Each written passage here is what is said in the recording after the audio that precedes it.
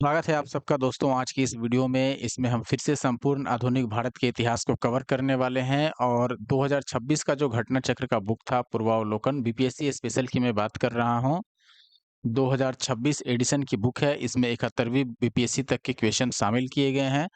सबसे मुख्य चीज़ क्या है यहाँ पर कि देखिए, जो आधुनिक भारत का इतिहास है, ये काफ़ी लंबा टॉपिक है क्योंकि यहाँ पर काफ़ी अधिक संख्या में क्वेश्चन केवल इस टॉपिक से पूछे गए हैं बीपीएससी द्वारा अभी तक। इसीलिए आप देखे होंगे कि इससे पहले प्राचीन भारत का इतिहास मैंने केवल एक ही वीडियो में कवर करने की प्रयास की थी, लेकिन 2 से 3 वीडियो में वो कंप्लीट हो गया। जो मध्यकालीन भारत का इतिहास था, उसको केवल एक ही वीडियो में मैंने कवर कर दिया, विश्व का भूगोल केवल एक वीडियो में कवर कर दिया, पर्यावरण केवल एक वीडियो में, यहाँ तक कि बायोलॉजी और फिजिक्स भी मैंने सिंगल वीडियोज़ में कवर किया है। हालाँकि ये चूँकि लंबा है, इसलिए मुझे लगता है यहाँ पर अभी और कम से कम मुझे लगता है 5 वीडियो आएँगी, उसके बाद ही ये कंप्लीट होगा और जब भी कंप्लीट होगा आपको कंपाइलेशन में एक साथ वीडियो प्रोवाइड करा दूँगा, ताकि एक ही वीडियो में आपको सभी चीज़ें देखने को मिल जाए। अलग-अलग देखने वाला झंझट नहीं रहेगा उसके बाद। ठीक है? तो अब हम आगे बढ़ें उससे पहले आप सभी से रिक्वेस्ट होगा कि जो भी दोस्त हमारे YouTube channel the GS solver पे नए हैं, अभी तक जिन्होंने भी सब्सक्राइब नहीं किया है हमारे YouTube channel the GS solver को, वो ज़रूर सब्सक्राइब कर लें। अपने दोस्तों के साथ शेयर भी किया कीजिए और क्लास की पीडीएफ आपको प्रोवाइड कराई जाएगी हमारे Telegram group the GS solver पर। पिछले 3 पार्ट अगर आपने नहीं देखा है, तो पहले 3 क्लासेस इसके देख लीजिए, फिर ही तभी आगे देखिए। अब हम स्टार्ट करते हैं, आगे बढ़ते हैं। आई होप कि आपको वीडियो अच्छी लगेगी, आप लाइक करेंगे। चलिए दोस्तों शुरू करते हैं। अब आप देखिएगा, पहला सवाल पर आने से पहले आज का जो टॉपिक है, मैंने पिछली वीडियो में भी आपको बता दिया था। कांग्रेस से पूर्व स्थापित राजनीतिक संस्थाएं, यानी कांग्रेस की स्थापना से पहले जो राजनीति से जुड़ी संस्थाएं थी वो कौन-कौन सी थीं। तो सबसे पहला इसमें प्रश्न आता है, बम्बई प्रेसिडेंसी एसोसिएशन की स्थापना किसने की। तो ये एसोसिएशन का मतलब उस समय जो पढ़े लिखे लोग थे, जानकार लोग थे, जो भारत का हित चाहते थे या भारतीय लोगों का हित चाहते थे, वो कुछ लोगों को मिला करके अपना एक ग्रुप स्थापित करते थे, जिनका एक मुख्य उद्देश्य होता था, जैसे अंग्रेजों को भगाना, सामाजिक सुधार करना, वगैरह-वगैरह। तो इस तरह से जो भी संस्थाएँ बनी, उन्हीं के बारे में पढ़ना है। और इस क्रम में जो पहला सवाल है, जो ये 2 बार पूछा जा चुका है, 63वीं बीपीएससी में और 66वीं में भी। बम्बई प्रेसिडेंसी एसोसिएशन की स्थापना किसने की थी? ऑप्शन है फिरोज शाह मेहता ने, या केटी तैलंग ने, डब्ल्यूसी बनर्जी ने, या फिर तैयब जी ने, या उपयुक्त में से कोई नहीं, या इनमें से एक से अधिक। अब देखिए, लगभग कांग्रेस के समय पर ही इसका बम्बई प्रेसिडेंसी एसोसिएशन की स्थापना 1885 में की गई थी। किसके द्वारा की गई थी? इसमें संयुक्त रूप से 2-3 लोग शामिल थे, जिसमें फिरोज शाह मेहता भी शामिल हैं, केटी तैलंग भी शामिल हैं। इसके अलावा बदरुद्दीन तैयब जी जो थे, ये भी शामिल हैं। तो ये तीनों लोग मिल कर के इसकी स्थापना किए थे, बम्बई प्रेसिडेंसी एसोसिएशन की। और मुख्य बात वही है, भेदभाव को कम करना, या फिर जैसे उस समय अंग्रेज़ों और भारतीयों में सैनिक से लेकर के, या आप जज देख लो, जहाँ भी अगर अंग्रेज़ और भारतीय एक साथ काम कर रहे थे, तो वहाँ भेदभाव था। उसको ख़त्म करना मुख्य उद्देश्य था उस समय इस एसोसिएशन का भी। तो इस प्रकार आप देखेंगे, चूँकि एक से अधिक लोग इसमें हैं, तो उपयुक्त में एक से अधिक हम सही मानेंगे ऑप्शन ई को।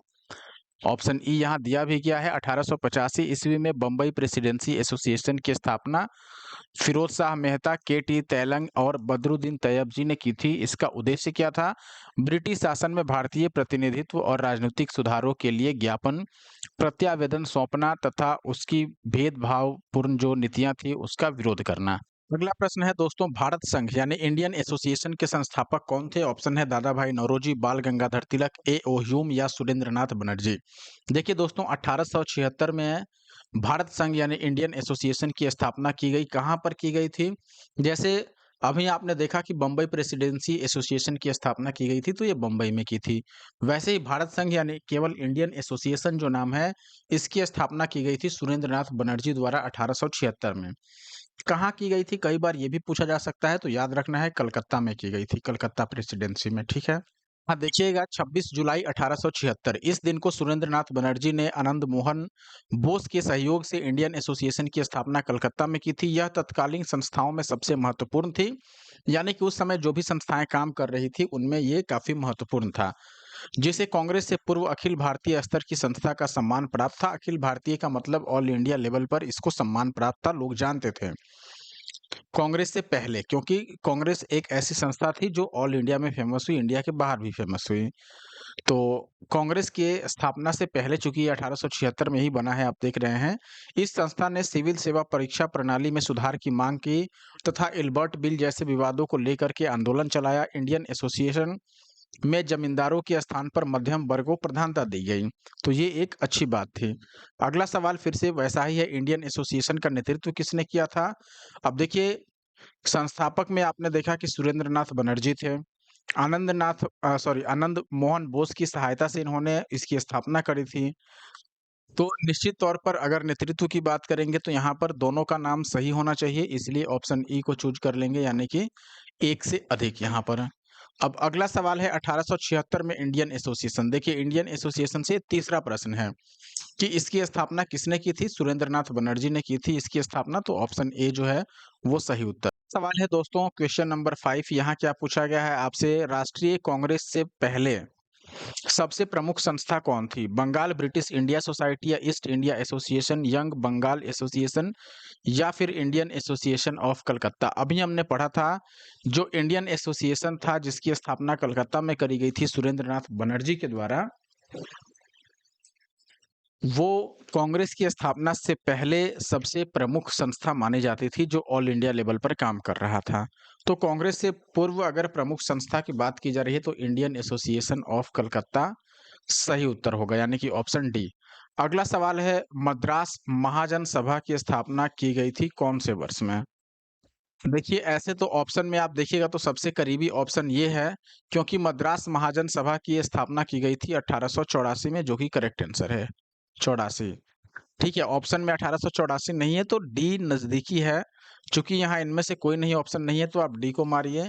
बुक में यहाँ स्टार मार्क कर दिया गया है। मद्रास महाजन सभा की स्थापना 1884 में एम वीर राघवाचारी और जी सुब्रमण्यम अय्यर तथा पी आनंद चार्लू और एस राधा स्वामी मुदलियार द्वारा की गई थी। तो 1884 में मद्रास महाजन सभा की स्थापना की गई थी, ये याद रखना है। अगला अगला प्रश्न देखिए दोस्तों, यहाँ पर आपको मिलान करना है। सूची 1 और सूची 2 है। सूची 1 में है एसोसिएशन या फिर संगठनों के नाम, सूची 2 में उससे जुड़े व्यक्तियों के नाम। सबसे पहले इंडियन एसोसिएशन, इसकी स्थापना सुरेंद्र नाथ बनर्जी ने की थी, इसीलिए ए को हम चौथे में मिला देंगे। मद्रास महाजन सभा, अभी हमने देखा 1884 में इसकी स्थापना की गई थी, जिसमें से संस्थापकों में से एक प्रमुख व्यक्ति थे एम वीर राघवाचार्य जी, तो हम बी को दूसरे में मिला देंगे। बॉम्बे प्रेसिडेंसी एसोसिएशन और पूना सार्वजनिक सभा से जस्टिस रनाडे जुड़े थे, इसीलिए हम डी को मिला देंगे तीसरे में, और बचा सी, तो इसको हम पहले में मिला सकते हैं। तो 4, 2, 1 और 3 आपका सही उत्तर होगा। आप देखिएगा यहाँ पर 4, 2, 1, 3 ऑप्शन ए में है, तो ऑप्शन ए हमारा सही उत्तर हुआ। अगला सवाल देखिए, यहाँ पर अब भारतीय राष्ट्रीय कांग्रेस का समय आ गया। यहाँ से भारतीय राष्ट्रीय कांग्रेस से रिलेटेड क्वेश्चन स्टार्ट हो रहे हैं। पहला सवाल है, भारतीय राष्ट्रीय कांग्रेस के प्रथम अधिवेशन में कितने प्रतिनिधियों ने भाग लिया था? कई बार ये सवाल पूछा गया है। भारतीय राष्ट्रीय कांग्रेस जो थी, इसका स्थापना 1885 ईस्वी में की गई थी। संस्थापक किसको माना जाता है? संस्थापक जो थे ये ए ओ ह्यूम थे, तो ए ओ ह्यूम, ये नाम भी याद रखना है। और पहला जो इसका अधिवेशन हुआ था वो भी 1885 में ही किया गया था, और प्रथम अधिवेशन में 72 प्रतिनिधियों ने भाग लिया था, इसीलिए ऑप्शन सी जो है वो सही उत्तर है। आप देखिएगा, भारतीय राष्ट्रीय कांग्रेस की स्थापना 1885 में ए ओ ह्यूम द्वारा की गई थी, जो एक अवकाश प्राप्त अंग्रेज अधिकारी थे। इसका पहला अधिवेशन 28 से 30 दिसंबर 1885 को बम्बई स्थित गोकुल दास तेजपाल संस्कृत कॉलेज में किया गया था। तो सबसे पहले याद रखना है, पहला अधिवेशन टाइम है 28 से 30 दिसंबर 1885, यानी 3 दिनों तक चला था। और कहाँ हुआ था? बम्बई में गोकुल दास तेजपाल संस्कृत कॉलेज में आयोजित किया गया था। इसमें 72 प्रतिनिधियों ने भाग लिया था, जिसमें से 38 प्रतिनिधि जो थे वो बम्बई प्रांत के थे, 21 जो थे ये मद्रास से, और 3 सदस्य इसमें बंगाल से थे, और 7 सदस्य उत्तर पश्चिम प्रांत और अवध से। 3 सदस्य पंजाब से भी सम्मिलित हुए थे। भारतीय राष्ट्रीय कांग्रेस के पहले अधिवेशन की अध्यक्षता व्योमेश चंद्र बनर्जी यानी डब्ल्यू.सी. बनर्जी ने की थी, तथा इसके पहले महासचिव जो बने वो खुद इसके संस्थापक ए ओ ह्यूम बने। अब अगला सवाल है 1885 में भारतीय राष्ट्रीय कांग्रेस का पहला अधिवेशन कहाँ पर हुआ था? निश्चित तौर पर बम्बई में हुआ था। बम्बई में कहाँ? बम्बई में एक संस्कृत कॉलेज है, नाम याद रखना है। पिछले क्वेश्चन में हमने देखा था गोकुलदास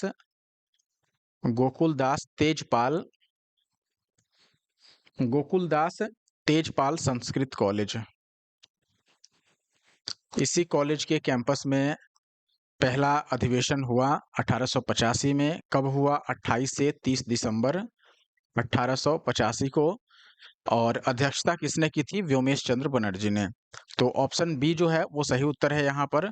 अगला सवाल है, इसकी स्थापना यानी भारतीय राष्ट्रीय कांग्रेस की स्थापना कब हुई? 1885 सही उत्तर है।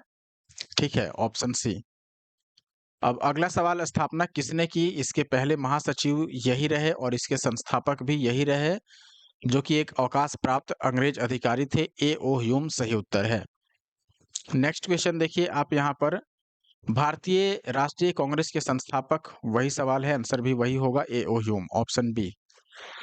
अगला सवाल है, भारतीय राष्ट्रीय कांग्रेस के संस्थापक कौन से थे? असैनिक सेवक थे या विज्ञानी थे या फिर सामाजिक कार्यकर्ता या मिलिट्री कमांडर?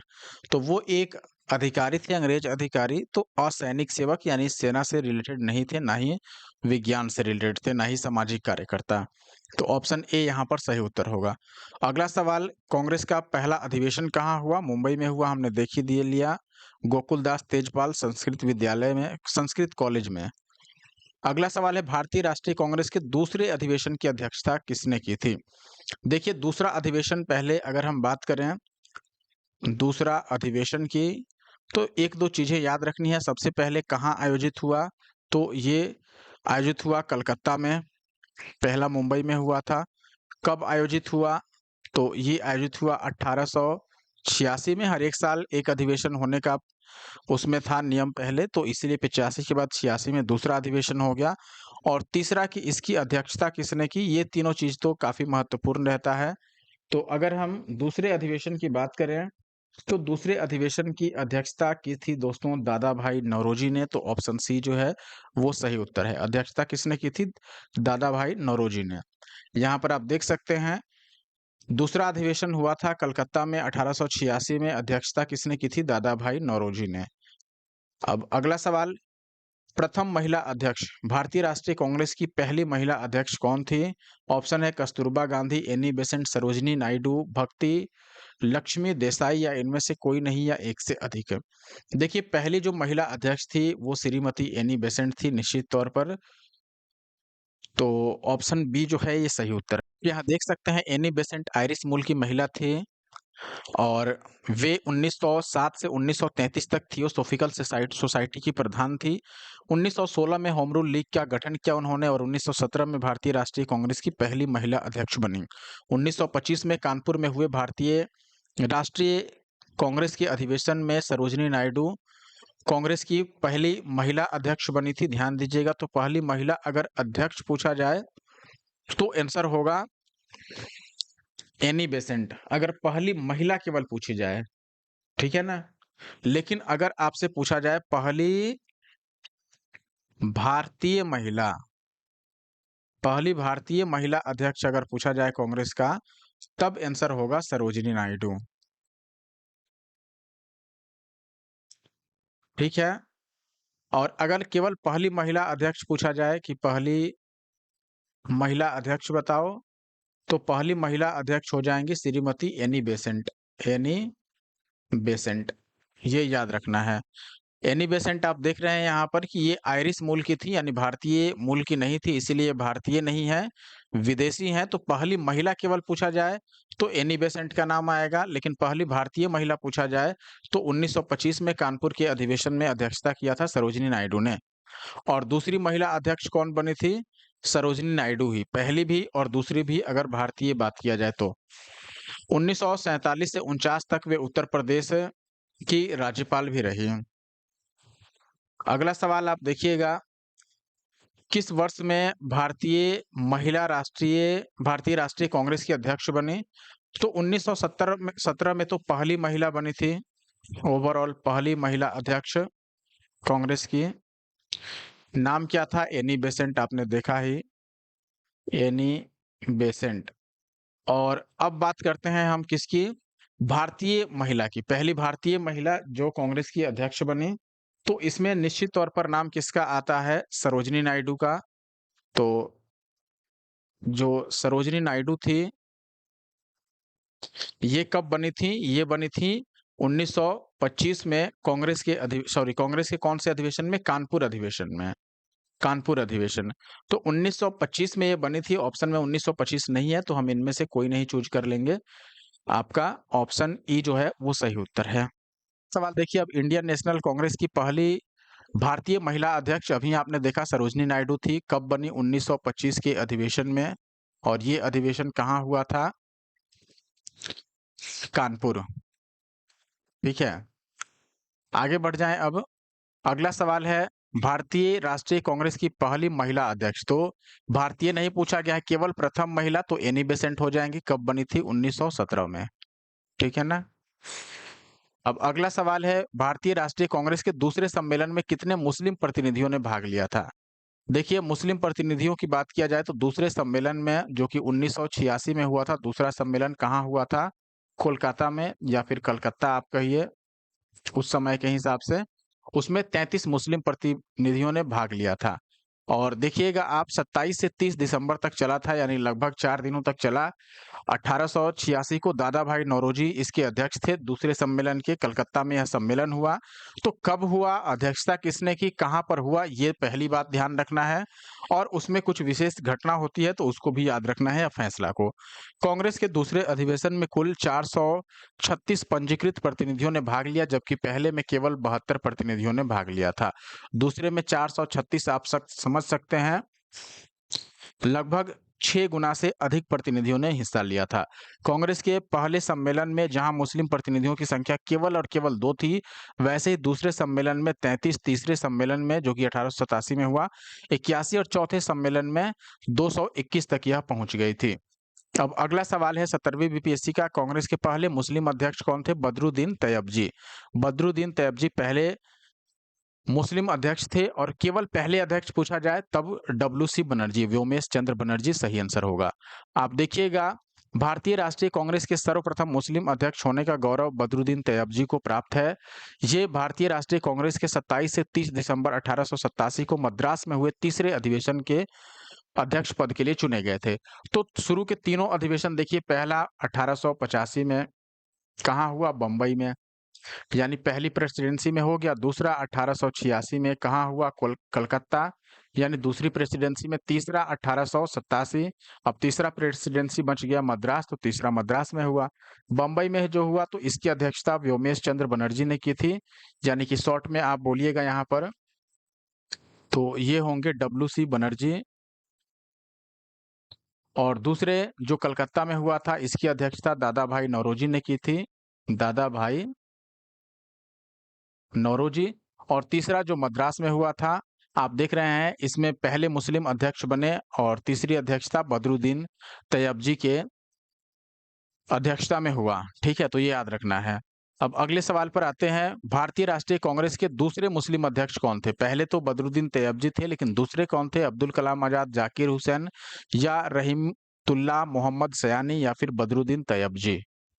अब देखिए, दूसरे जो मुस्लिम अध्यक्ष बने वो कौन बने? बदरुद्दीन तैयबजी तो पहले थे। दूसरे मुस्लिम अध्यक्ष बने रहीमतुल्लाह मोहम्मद सयानी। अब ये पूछ लिया जाए कि ये कौन से अधिवेशन में बने थे, तो अधिवेशन कौन सा था ये याद रखना है। कितने नंबर के अधिवेशन में ये अध्यक्ष बने? 12वें। कहाँ हुआ था ये पूछा जाए तो 12वां भी कलकत्ता में हुआ था। कब हुआ था ये भी पूछा जा सकता है, 12वां 1896 में हुआ था। आप 85 से 1896 जोड़ सकते हैं। और अध्यक्षता किसने की थी ये आप देख ही रहे हैं, अध्यक्षता ये खुद रहीमतुल्लाह मोहम्मद सयानी, इन्होंने खुद अध्यक्षता की थी। यहाँ पर देख सकते हैं ऑप्शन सी सही था।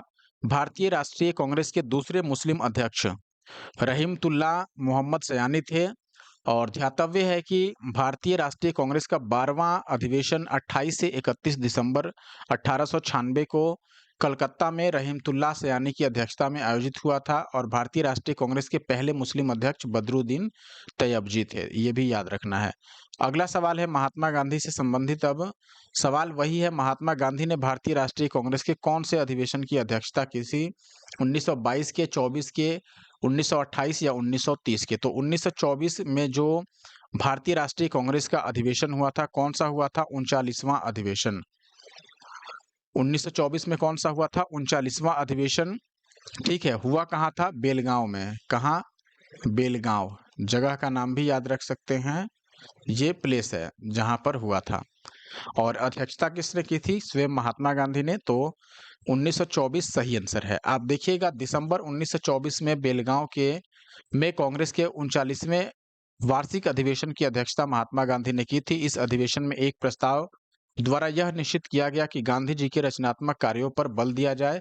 इसी अधिवेशन में गांधी नेहरू दास समझौता, जिसको गांधी स्वराजिस्ट पैक्ट कहा जाता है, इसको अनुमोदित किया गया था। अब अगला सवाल है, काफी इंपॉर्टेंट, और ये कई बार पूछा गया है, 69वीं में नहीं, इसके बाद बिहार एसआई में भी पूछा गया था। सुरक्षा वाल्व सिद्धांत। सुरक्षा वाल्व सिद्धांत, मुझे लगता है कि ये 71वीं में भी शायद पूछा गया था, 71वीं या 70वीं, आगे देखने को शायद आपको मिल जाए, लेकिन ऐसा सवाल आया तो जरूर था। सुरक्षा वाल्व सिद्धांत के आधार पर भारतीय राष्ट्रीय कांग्रेस की स्थापना ब्रिटिश सरकार को खतरों से बचाने के लिए की गई थी। यह विचार किस नेता का था? सी राजगोपालाचारी का, लाला लाजपत राय का, बिपिन चंद्रपाल, या इनमें से कोई नहीं? देखिए, सेफ्टी वाल्व प्रिंसिपल जो दिया था वो लाला लाजपत राय का था, इसलिए ऑप्शन बी जो है वो सही उत्तर है। आप देख सकते हैं, सुरक्षा वाल्व सिद्धांत, सेफ्टी वाल्व प्रिंसिपल, इसका उपयोग गरम दल के नेता लाला लाजपत राय ने अपनी पुस्तक यंग इंडिया में किया था।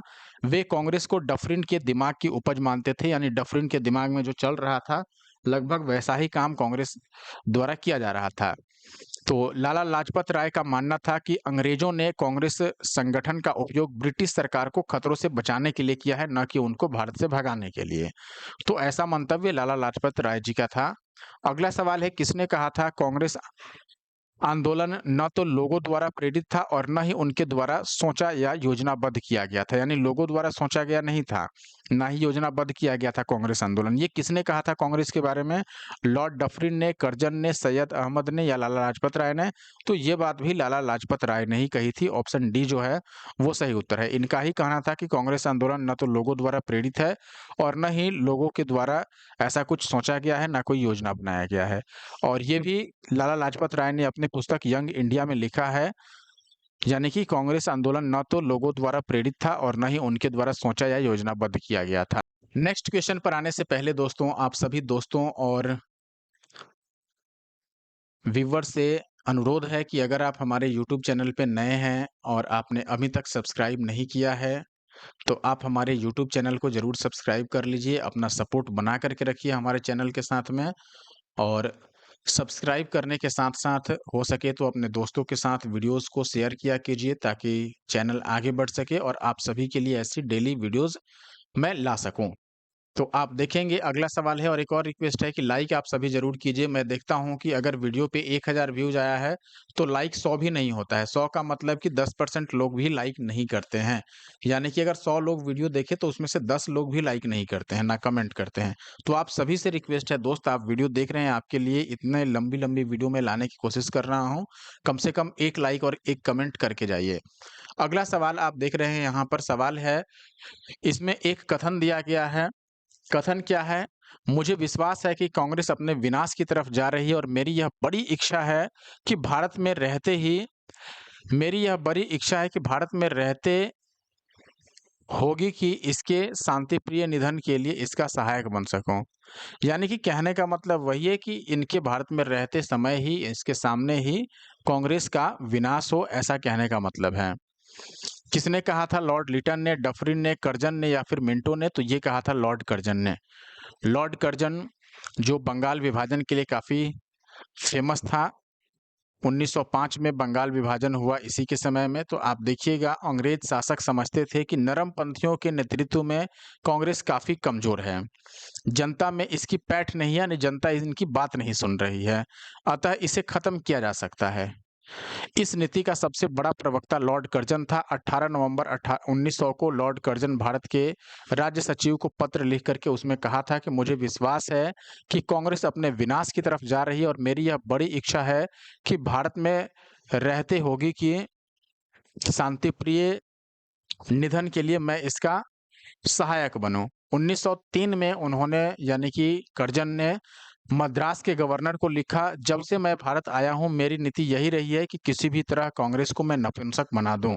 वर्ष 1904 में कर्जन ने कांग्रेस अध्यक्ष के नेतृत्व में प्रतिनिधि मंडल से मिलने से इनकार कर दिया, यानी कि बोल दिया कि नहीं, मैं कांग्रेस से मिलूंगा ही नहीं, या कांग्रेस के जो प्रतिनिधि मंडल थे जिसमें अध्यक्ष खुद शामिल थे उनसे मिलने से मना कर दिया।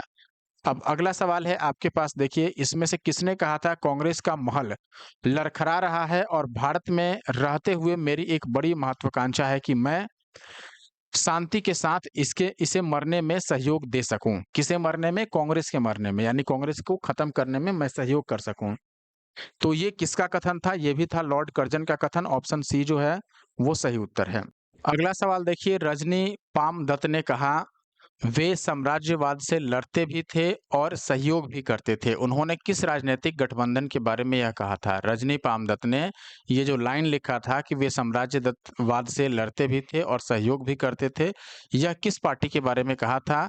भारतीय राष्ट्रीय कांग्रेस के बारे में, या भारतीय कम्युनिस्ट पार्टी के बारे में, स्वराज पार्टी के बारे में, या हिंदुस्तान सोशलिस्ट रिपब्लिकन एसोसिएशन के बारे में?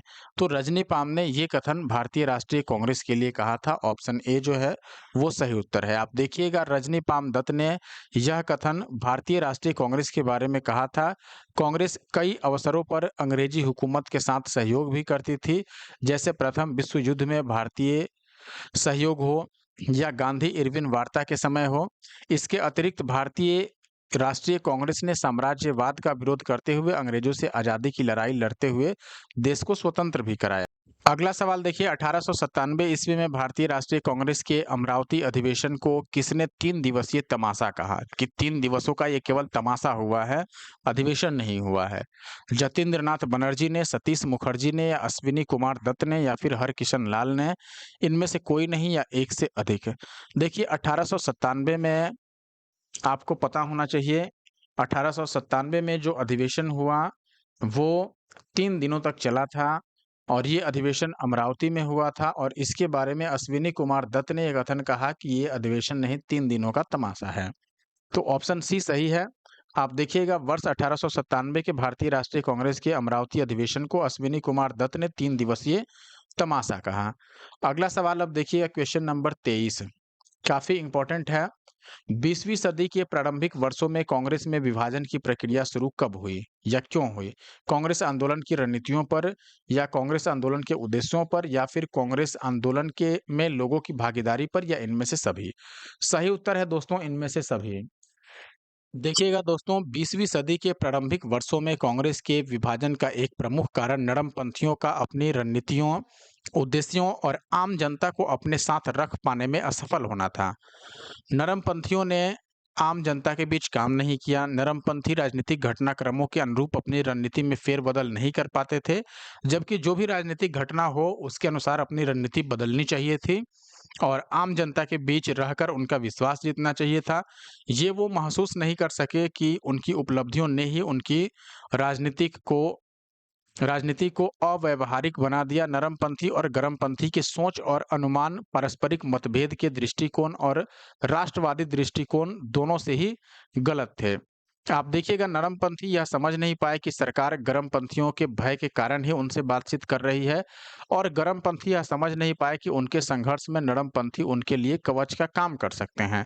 यानी कि दोनों को मिलकर ही काम करना चाहिए, और इसीलिए 1907 में सूरत अधिवेशन में कांग्रेस का 2 भागों में विभाजन हो गया, जिसमें से एक भाग को नरमपंथी बोला गया और एक को गरमपंथी। कल देखिए दोस्तों, सवाल है 1916 के लखनऊ सत्र के दौरान भारतीय राष्ट्रीय कांग्रेस के अध्यक्ष कौन थे, जहां कांग्रेस और गरम दल ने समझौते पर हस्ताक्षर किया?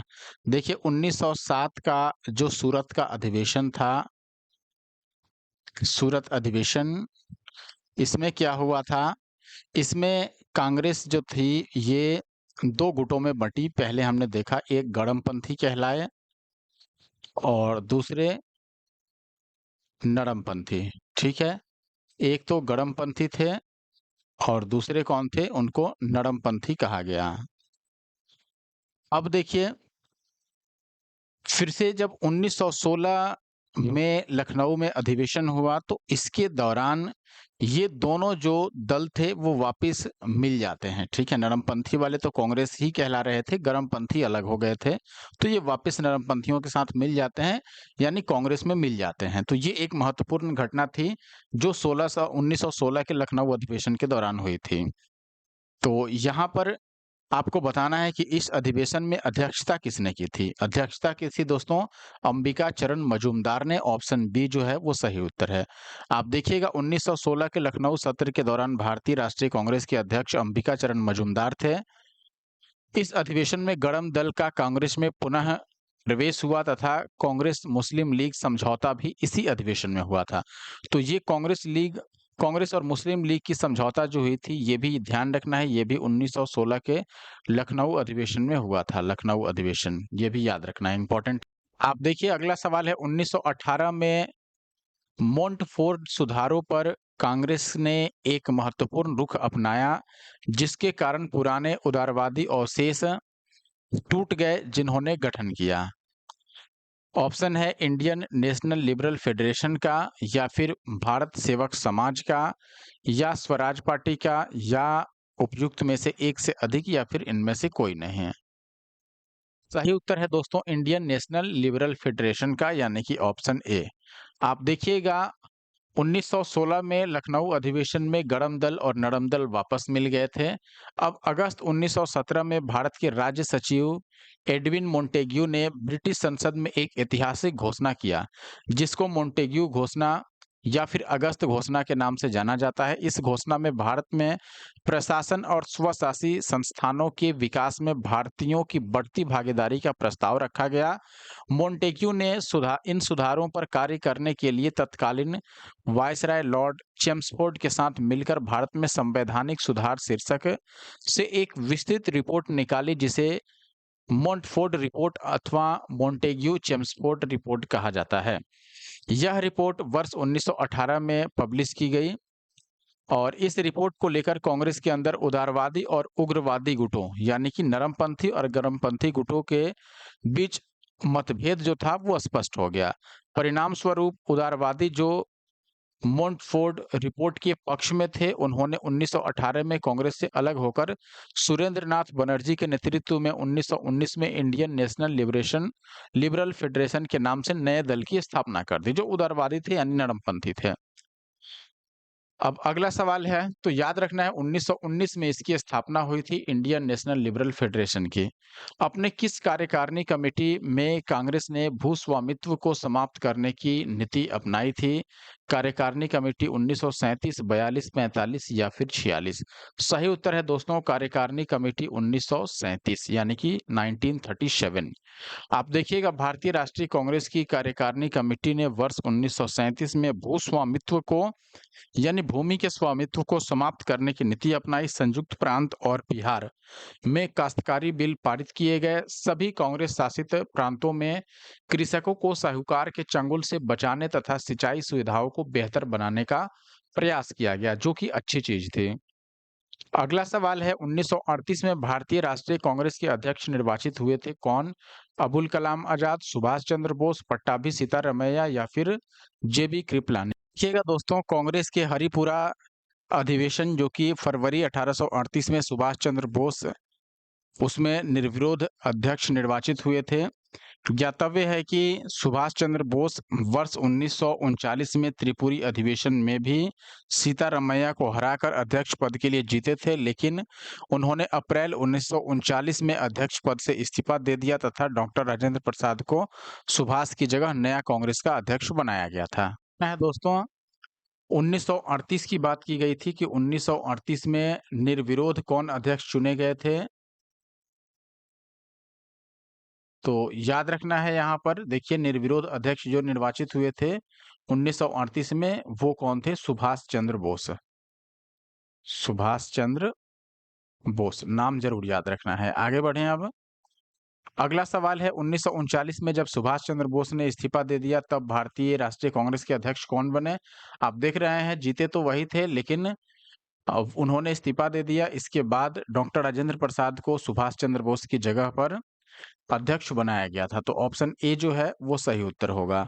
अगला सवाल उससे मिलता-जुलता, सुभाष चंद्र बोस किस वर्ष भारतीय राष्ट्रीय कांग्रेस के अध्यक्ष थे? 1938 में थे, 39 में भी चुने गए थे, लेकिन 39 में उन्होंने अच्छा, निर्विरोध की बात यहाँ पर नहीं की जाए। फिर भी 1938 में उन्होंने अध्यक्ष की भूमिका निभाई थी, 39 में भी वो अध्यक्ष पद के लिए चयनित हुए थे, लेकिन इस्तीफा के कारण उन्होंने अध्यक्ष पद छोड़ दिया, जिसके बाद डॉक्टर राजेंद्र प्रसाद ने अध्यक्षता की। तो इस हिसाब से आंसर सी होना चाहिए था, लेकिन यहाँ पर डी को दिया गया है, यानी 39 को भी सही माना गया है और 38 को भी। आगे बढ़ें अब। अगला सवाल है, वह कौन-सा कांग्रेस का अध्यक्ष था जिसने क्रिप्स मिशन और लॉर्ड वेवेल दोनों की वार्ताएँ की, दोनों से वार्ताएँ की यानी बातचीत किया? अबुल कलाम आज़ाद थे या जवाहरलाल नेहरू, जेबी कृपलानी या फिर सी राजगोपालाचारी? सही आंसर है दोस्तों अबुल कलाम आज़ाद, यानी कि ऑप्शन ए। आप देखिएगा अबुल कलाम आज़ाद वर्ष 1940 से वर्ष 1946 तक लगातार कांग्रेस के अध्यक्ष रहे, और क्रिप्स मिशन जब 1942 में आया और लॉर्ड वेवेल की योजना 1945 में, दोनों ही केस में इन्होंने वार्ताएं की थी, यानी कांग्रेस के अध्यक्ष के तौर पर। तो 40 से 46 तक याद रखना है। इस बीच का अध्यक्ष पूछा जाए तो अबुल कलाम आजाद आप सीधे तौर पर आंसर करेंगे। अगला सवाल है, भारत के विभाजन के समय भारतीय राष्ट्रीय कांग्रेस का अध्यक्ष कौन था? विभाजन 1947 में हुआ था, और ऑप्शन है जेबी कृपलानी, जवाहरलाल नेहरू, मौलाना अबुल कलाम आजाद। ये तो 1946 तक रहे, 47 में रहे नहीं होंगे। सी राजगोपालाचारी उस समय कांग्रेस के अध्यक्ष थे ही नहीं। उपयुक्त में से कोई नहीं, या फिर इनमें से एक से अधिक। सही उत्तर है दोस्तों जेबी कृपलानी, यानी कि ऑप्शन ए। तो आप देखिएगा, जब भारत स्वतंत्र हुआ उस समय कांग्रेस के अध्यक्ष जेबी कृपलानी थे। उन्हें कांग्रेस के मेरठ अधिवेशन, जो कि नवंबर 1946 के लिए अध्यक्ष उनको चुना गया था, तथा वे आज़ादी के समय भी अध्यक्ष रहे 1947 में, यानी कि, और कांग्रेस के जयपुर अधिवेशन जो 1948 में हुआ था दिसंबर में, उसकी अध्यक्षता की थी डॉक्टर पट्टाभी सीतारमैया ने। अध्यक्ष जो 1947 में रहे, यानी आज़ादी के समय और भारत विभाजन के समय, दोनों ही जेबी कृपलानी थे, याद रखना है। और 1948 में उसके बाद पट्टाभी सीतारमैया जयपुर अधिवेशन में, और उससे पहले भी जेबी कृपलानी ही थे 46 के नवंबर। देखिएगा, महात्मा गांधी ने बेलगांव में अध्यक्षता की थी, जो 1924 में अधिवेशन हुआ था। जवाहरलाल नेहरू ने लाहौर, लखनऊ और फैजपुर, जो एक तो लाहौर का हुआ 1929 में, फिर 36 में लखनऊ का, और 36 में ही फैजपुर का। इन तीनों ही अधिवेशन में जवाहरलाल नेहरू अध्यक्ष रहे। सरदार वल्लभ भाई पटेल ने कराची, जो 1931 में अधिवेशन हुई थी, उसकी अध्यक्षता की थी सरदार वल्लभ भाई पटेल ने। सन 1947 के भारतीय राष्ट्रीय कांग्रेस के दिल्ली अधिवेशन की अध्यक्षता किसने की थी? 1947 में देखिए जो दिल्ली में अधिवेशन हुआ था, उसकी अध्यक्षता की थी किसने? डॉक्टर राजेंद्र प्रसाद ने। आप देखिएगा यहाँ पर 14-15 जून 1947 को भारतीय राष्ट्रीय कांग्रेस का विशेष सत्र दिल्ली में आयोजित हुआ था। ठीक है, विशेष सत्र यानी कि इसका मतलब हुआ, तो एक तो आपका जो प्रतिवर्ष आयोजित हो रहा था कांग्रेस का अधिवेशन, और एक वर्ष में किसी दूसरी बार कराना हो या अलग अचानक से बुलाना हो, तो उसको विशेष सत्र आप कह सकते हैं। यद्यपि उस समय आप देख रहे हैं आचार्य जेबी कृपलानी उस समय कांग्रेस के अध्यक्ष थे, लेकिन फिर भी जो दिल्ली में ये आपका अधिवेशन हुआ, विशेष अधिवेशन, उसकी अध्यक्षता डॉक्टर राजेंद्र प्रसाद ने की थी। इस बैठक का मुख्य उद्देश्य माउंटबेटन योजना पर विचार विमर्श करना था। ध्यान दीजिएगा, सवाल में ये स्पेसिफाई किया गया है दिल्ली अधिवेशन। अगर डायरेक्ट केवल पूछे कि 1947 में अध्यक्ष कौन थे, तो जेबी कृपलानी हमने पहले भी पढ़ा था कि भारत की आज़ादी के समय और भारत विभाजन के समय आप देख रहे हैं यहाँ पर जेबी कृपलानी जो थे वो अध्यक्ष थे कांग्रेस के। लेकिन दिल्ली अधिवेशन जो उस समय हुआ था 1947 में, उसकी अध्यक्षता डॉक्टर राजेंद्र प्रसाद ने की थी। अगला सवाल है, आप देखिएगा यहाँ पूछा गया है, इलाहाबाद में संपन्न कांग्रेस कार्यकारिणी समिति की बैठक जो अप्रैल मई 1942 में हुई थी, निम्नलिखित सदस्यों में से एक सदस्य भारत के नाजीवाद, फासीवाद तथा साम्राज्यवाद विरोधी निश्चित रुख के कारण जापान के विरुद्ध गुरिल्ला युद्ध की अपनी योजना के पक्ष में बहुमत जुटाने में सक्षम हुए, वो कौन थे? वो सुभाष चंद्र बोस थे, या सरोजिनी नायडू, या फिर मौलाना आजाद, या जवाहरलाल नेहरू। सही आंसर है दोस्तों पंडित जवाहरलाल नेहरू यानी कि ऑप्शन डी। आप देखिएगा पंडित जवाहरलाल नेहरू ने भारत के नाजीवाद, फासीवाद और साम्राज्यवाद विरोधी निश्चित रूख के कारण जापान के विरुद्ध गुरिल्ला युद्ध में या युद्ध की अपनी योजना के पक्ष में इलाहाबाद में हुई कांग्रेस कार्यकारिणी समिति की बैठक में बहुमत प्राप्त किया था, जो कि 13 मई 1942 को हुआ था। अब अगला सवाल आप देखिएगा, यहाँ पूछा गया है आपसे निम्नलिखित में से भारतीय राष्ट्रीय कांग्रेस के किस अधिवेशन में पहली बार मौलिक अधिकारों से संबंधित प्रस्ताव किए गए थे? ध्यान दीजिएगा, मौलिक अधिकारों से संबंधित पहली बार जो प्रस्ताव किए गए थे वो कराची अधिवेशन 1931 में हुआ था, जिसकी अध्यक्षता किसने की थी? अध्यक्षता की थी सरदार वल्लभ भाई पटेल ने। सरदार वल्लभ भाई पटेल, ठीक है। देखिएगा गांधी इरविन समझौता, जिसको कई बार दिल्ली समझौता भी कहा जाता है, इसको मंजूरी देने के लिए सरदार वल्लभ भाई पटेल की अध्यक्षता में 29 से 31 मार्च 1931 को कांग्रेस का कराची अधिवेशन हुआ। इस अधिवेशन में पहली बार कांग्रेस ने मौलिक अधिकारों और राष्ट्रीय आर्थिक कार्यक्रमों में संबद्ध प्रस्ताव पारित किए। इसी अधिवेशन में कुछ लोगों के विरोध के करने पर गांधी जी ने कहा था, गांधी मर सकता है लेकिन गांधीवाद नहीं।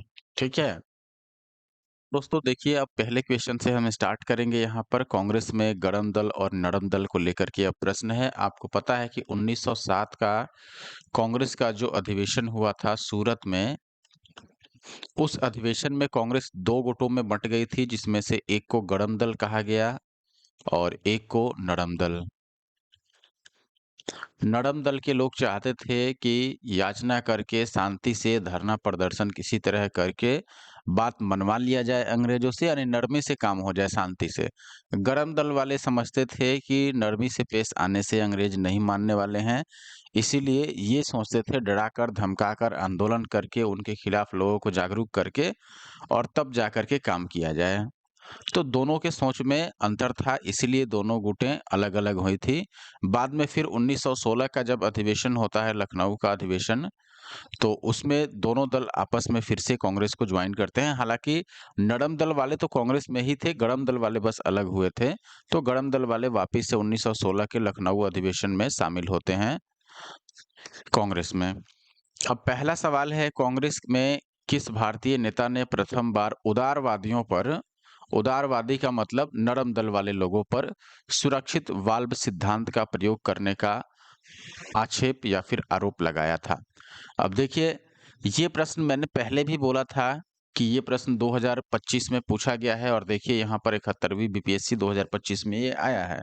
जबकि इससे पहले भी ये किसी क्वेश्चन में आया था, तो अभी मैंने बोला भी था पीछे किसी क्वेश्चन में कि देखिए ये जो क्वेश्चन है वो पूछा गया है और आगे मिलेगा।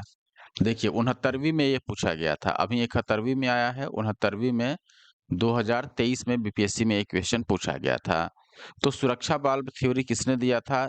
ये दिया था लाला लाजपत राय ने। इनकी एक बुक थी और जो इन्होंने बुक लिखा यंग इंडिया, यंग इंडिया इनकी एक बुक थी, उसी में इन्होंने सुरक्षा वाल्व थ्योरी के बारे में लिखा था और उसमें अपना बताया कांग्रेस के बारे में कि कांग्रेस जो है वो डफरिन के दिमाग की उपज है, यानी डफरिन जैसा चाहता है वैसा कांग्रेस करती है और ब्रिटिश सरकार कांग्रेस को अपने बचाव के लिए इस्तेमाल करती है। तो ये सभी बात इन्होंने कहा था। आप देखिएगा सबसे पहले कांग्रेस के उग्रपंथी नेता, उग्रपंथी का मतलब ये गरम दल के नेता थे, लाला लाजपत राय। लाला लाजपत राय हो गए, बाल गंगाधर तिलक, ये सभी लोग, लाल बाल पाल, ये सभी गरम दल के नेता थे।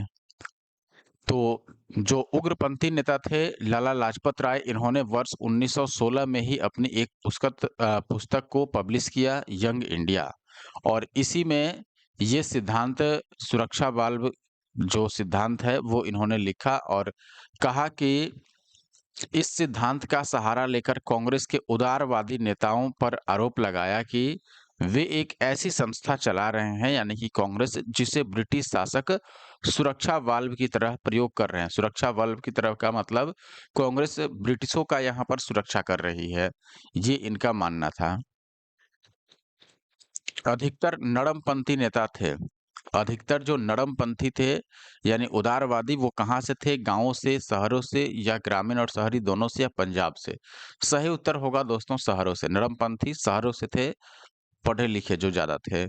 आप देखिएगा उदारवादी राजनीति या फिर राजनीतिक भिक्षावृत्ति के युग में अधिकतर नरमपंथी नेता जैसे दादा भाई नौरोजी ले लीजिए नरमपंथी के थे, फिरोज शाह मेहता, दिनसा वाचा, व्योमेश चंद्र बनर्जी, सुरेंद्र नाथ बनर्जी ये सभी शहरी क्षेत्रों से संबंधित थे। इस काल में कांग्रेस पर समृद्धशाली मध्यम वर्गीय बुद्धिजीवियों का जिनमें वकील, डॉक्टर, इंजीनियर, पत्रकार एवं साहित्यिक व्यक्ति सम्मिलित थे, इन सभी का अधिकार था यानी इनकी संख्या अधिक थी। उपाधियाँ और बड़े-बड़े पद इन लोगों के लिए आकर्षण रखते थे, चाहते थे कि बड़ा-बड़ा पोस्ट मिले, उपाधि मिले हमको और पढ़े-लिखे लोग ऐसा ज़्यादातर सोचते ही हैं। कांग्रेस में आने वाले ये प्रतिनिधि बड़े-बड़े नगरों से आते थे और जनसाधारण से इनका संपर्क काफ़ी कम था। बस ये पद चाहते थे लेकिन जनसंपर्क से हालाँकि काम करते थे अपने लेख के माध्यम से, लेकिन जब तक जनता के बीच नहीं जाइएगा तब तक जनता से संपर्क नहीं बन पाएगा।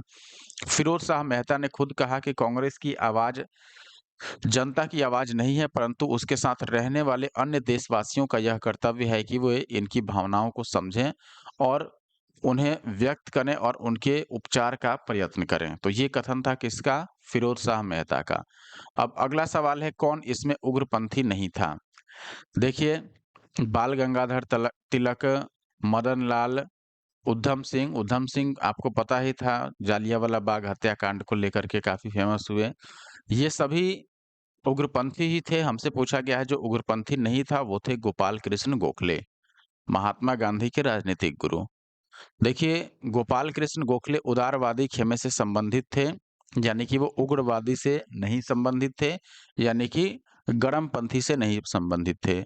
वह समभाव और मृदु न्यायप्रियता में विश्वास रखते थे। उन्हें पूर्ण विश्वास था कि देश का पुनरुद्धार उत्तेजना के बवंडरों में नहीं होगा यानी गरमपंथियों से नहीं हो सकता है, गरम दिमाग से चलने से नहीं होगा। वे साधन और साध्य दोनों की पवित्रता में विश्वास करते थे। इन्हीं विचारों से प्रभावित होकर गांधी जी उनके शिष्य बने थे।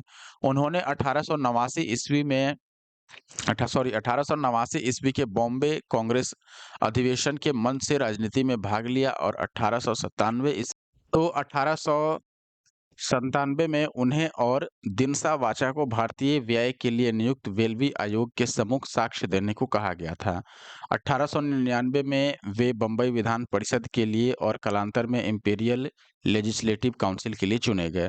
अगला सवाल है भारतीय राष्ट्रीय आंदोलन गर्मपंथियों के प्रभावाधीन कब आया यानी इनके प्रभाव में कब आया? 1906 के बाद। निश्चित तौर पर 1906 के ही बाद क्योंकि 1907 में ये अलग हो गए। फिर अपना अलग से काम करने लगे। अब अगला सवाल तो 1907 का मतलब 1906 के बाद। तो वर्ष 1906 के बाद भारतीय राजनीति में कांग्रेस के भीतर गरम दल का प्रभाव बढ़ा और गरम दल का नेतृत्व प्रमुख कांग्रेसी नेताओं में बाल गंगाधर तिलक, लाला लाजपत राय, विपिन चंद्र पाल तथा अरविंद घोष ने मिलकर किया। अब अगला सवाल देखिए निम्नलिखित में से कौन से कांग्रेस के नेता गरम दल से संबंधित था? अरविंद घोष संबंधित थे और इसके अलावा अरविंद घोष को छोड़ दीजिए तो लाल बाल पाल का मतलब बाल गंगाधर तिलक ये बाल हुए और लाला लाजपत राय इनको लाल बोला जाता है और विपिन चंद्र पाल ये पाल हुए। तो लाल बाल पाल के अलावा अरविंद घोष ये याद रखना है 4 प्रमुख नेता जो गरम दल से संबंधित थे। अब देखिएगा यहाँ पर दोस्तों अरविंद घोष कांग्रेस के गरम दल के नेता थे। वह गरम दल के 4 स्तंभों यानी लाला लाजपत राय, बाल गंगाधर तिलक, विपिन चंद्र पाल और अरविंद घोष इन 4 स्तंभों में से एक थे। फिर 1893-94 में उन्होंने अपने लेख में कहा था कि कांग्रेस श्रमिक वर्ग से दूर है। यानी गाँव के जो श्रमिक वर्ग हैं, मजदूर हैं, उनसे उनके कॉन्टेक्ट में नहीं है, उनके संपर्क में नहीं है, उनसे बहुत दूर है और राष्ट्रवादी है यानी राष्ट्रवादी नहीं है, पूर्ण रूप से असफल रही है। कांग्रेस की ब्रिटिश शासकों को अप्रसन्न करने के भय से स्पष्ट न कहने की नीति को कायरता की संज्ञा दी। यानी जो गरमपंथी को छोड़ दें तो नरमपंथी वाले जो लोग थे, वो कभी जैसे खुलकर ब्रिटिशों का विरोध नहीं करते थे कि वो लोग नाखुश हो जाएँगे। ऐसा इनका कहना है, इसीलिए ये कहते हैं कि ब्रिटिश शासकों को अप्रसन्न करने का भय कांग्रेस के लोगों में बना रहता था, जिसके कारण वो स्पष्ट नहीं कह पाते थे और इसको इन्होंने कायरता की संज्ञा दी है। इनके अनुसार कांग्रेस क्षय रोग से मरने वाली है, यानी टीबी से मरने वाली है। वर्ष 1908 में पुलिस द्वारा मणिकतला उद्यान, जिसका दूसरा नाम मुरारी पुकुर बागान है, इसमें छापा मारकर 14 क्रांतिकारियों को गिरफ्तार किया गया और अरविंद घोष को ग्रे स्ट्रीट में स्थित उनके घर से गिरफ्तार किया गया था अंग्रेजों द्वारा। सभी के ऊपर अलीपुर षड्यंत्र करने के मामले में मुकदमा चला। अलीपुर षड्यंत्र मामले में अरविंद घोष पर लगभग 1 साल मुकदमा चला, किंतु बाद में वे साक्ष्य के अभाव में छोड़ दिए गए। कालांतर में वे आतंकवादी क्रियाकलापों से अलग होकर सन्यासी बन गए तथा पांडिचेरी चले गए। अगला सवाल है अब, निष्क्रिय विरोध के सिद्धांत का प्रतिपादन किसने किया था? अरविंद घोष ने ही किया था निष्क्रिय विरोध का सिद्धांत। तो आप यहाँ पर देख सकते हैं, निष्क्रिय प्रतिरोध या निष्क्रिय विरोध, जिसको पैसिव रेजिस्टेंस कहते हैं, पर लेखों की श्रृंखला सर्वप्रथम 9 से 23 अप्रैल 1907 के बीच वंदे मातरम समाचार पत्र में प्रकाशित हुई थी। उनका मानना था कि अंग्रेजों को भारत अविलंब छोड़ देना चाहिए। जब तक अंग्रेज ऐसा नहीं करते, तब तक उनके विरोध में प्रदर्शन होते रहेगा, यानी कि आंदोलन, प्रदर्शन ये सब होते रहेंगे। तो ये अरविंद घोष का सिद्धांत था, निष्क्रिय विरोध। यानी कि तब तक विरोध करते रहो जब तक वो खुद छोड़कर नहीं चले जाते। अगला सवाल देखिए दोस्तों, राष्ट्रीय आंदोलन में निम्न में से किसको नरम दलीय के तौर पर नहीं जाना जाता था? यानी कि इनमें से कौन नरम दल के नेता नहीं थे? सीधे तौर पर यही पूछा गया है। आप देख सकते हैं, एमजी रनाडे नरम दल से थे, दादा भाई नौरोजी, गोपाल कृष्ण गोखले गोखले ये सभी नरम दल के थे। गरम दल में मुख्य रूप से 4 लोगों का ही नाम याद रखना है, जिसमें से बाल गंगाधर तिलक, लाला लाजपत राय और विपिन चंद्र पाल और अरविंद घोष। तो यहाँ पर बाल गंगाधर तिलक सही उत्तर है।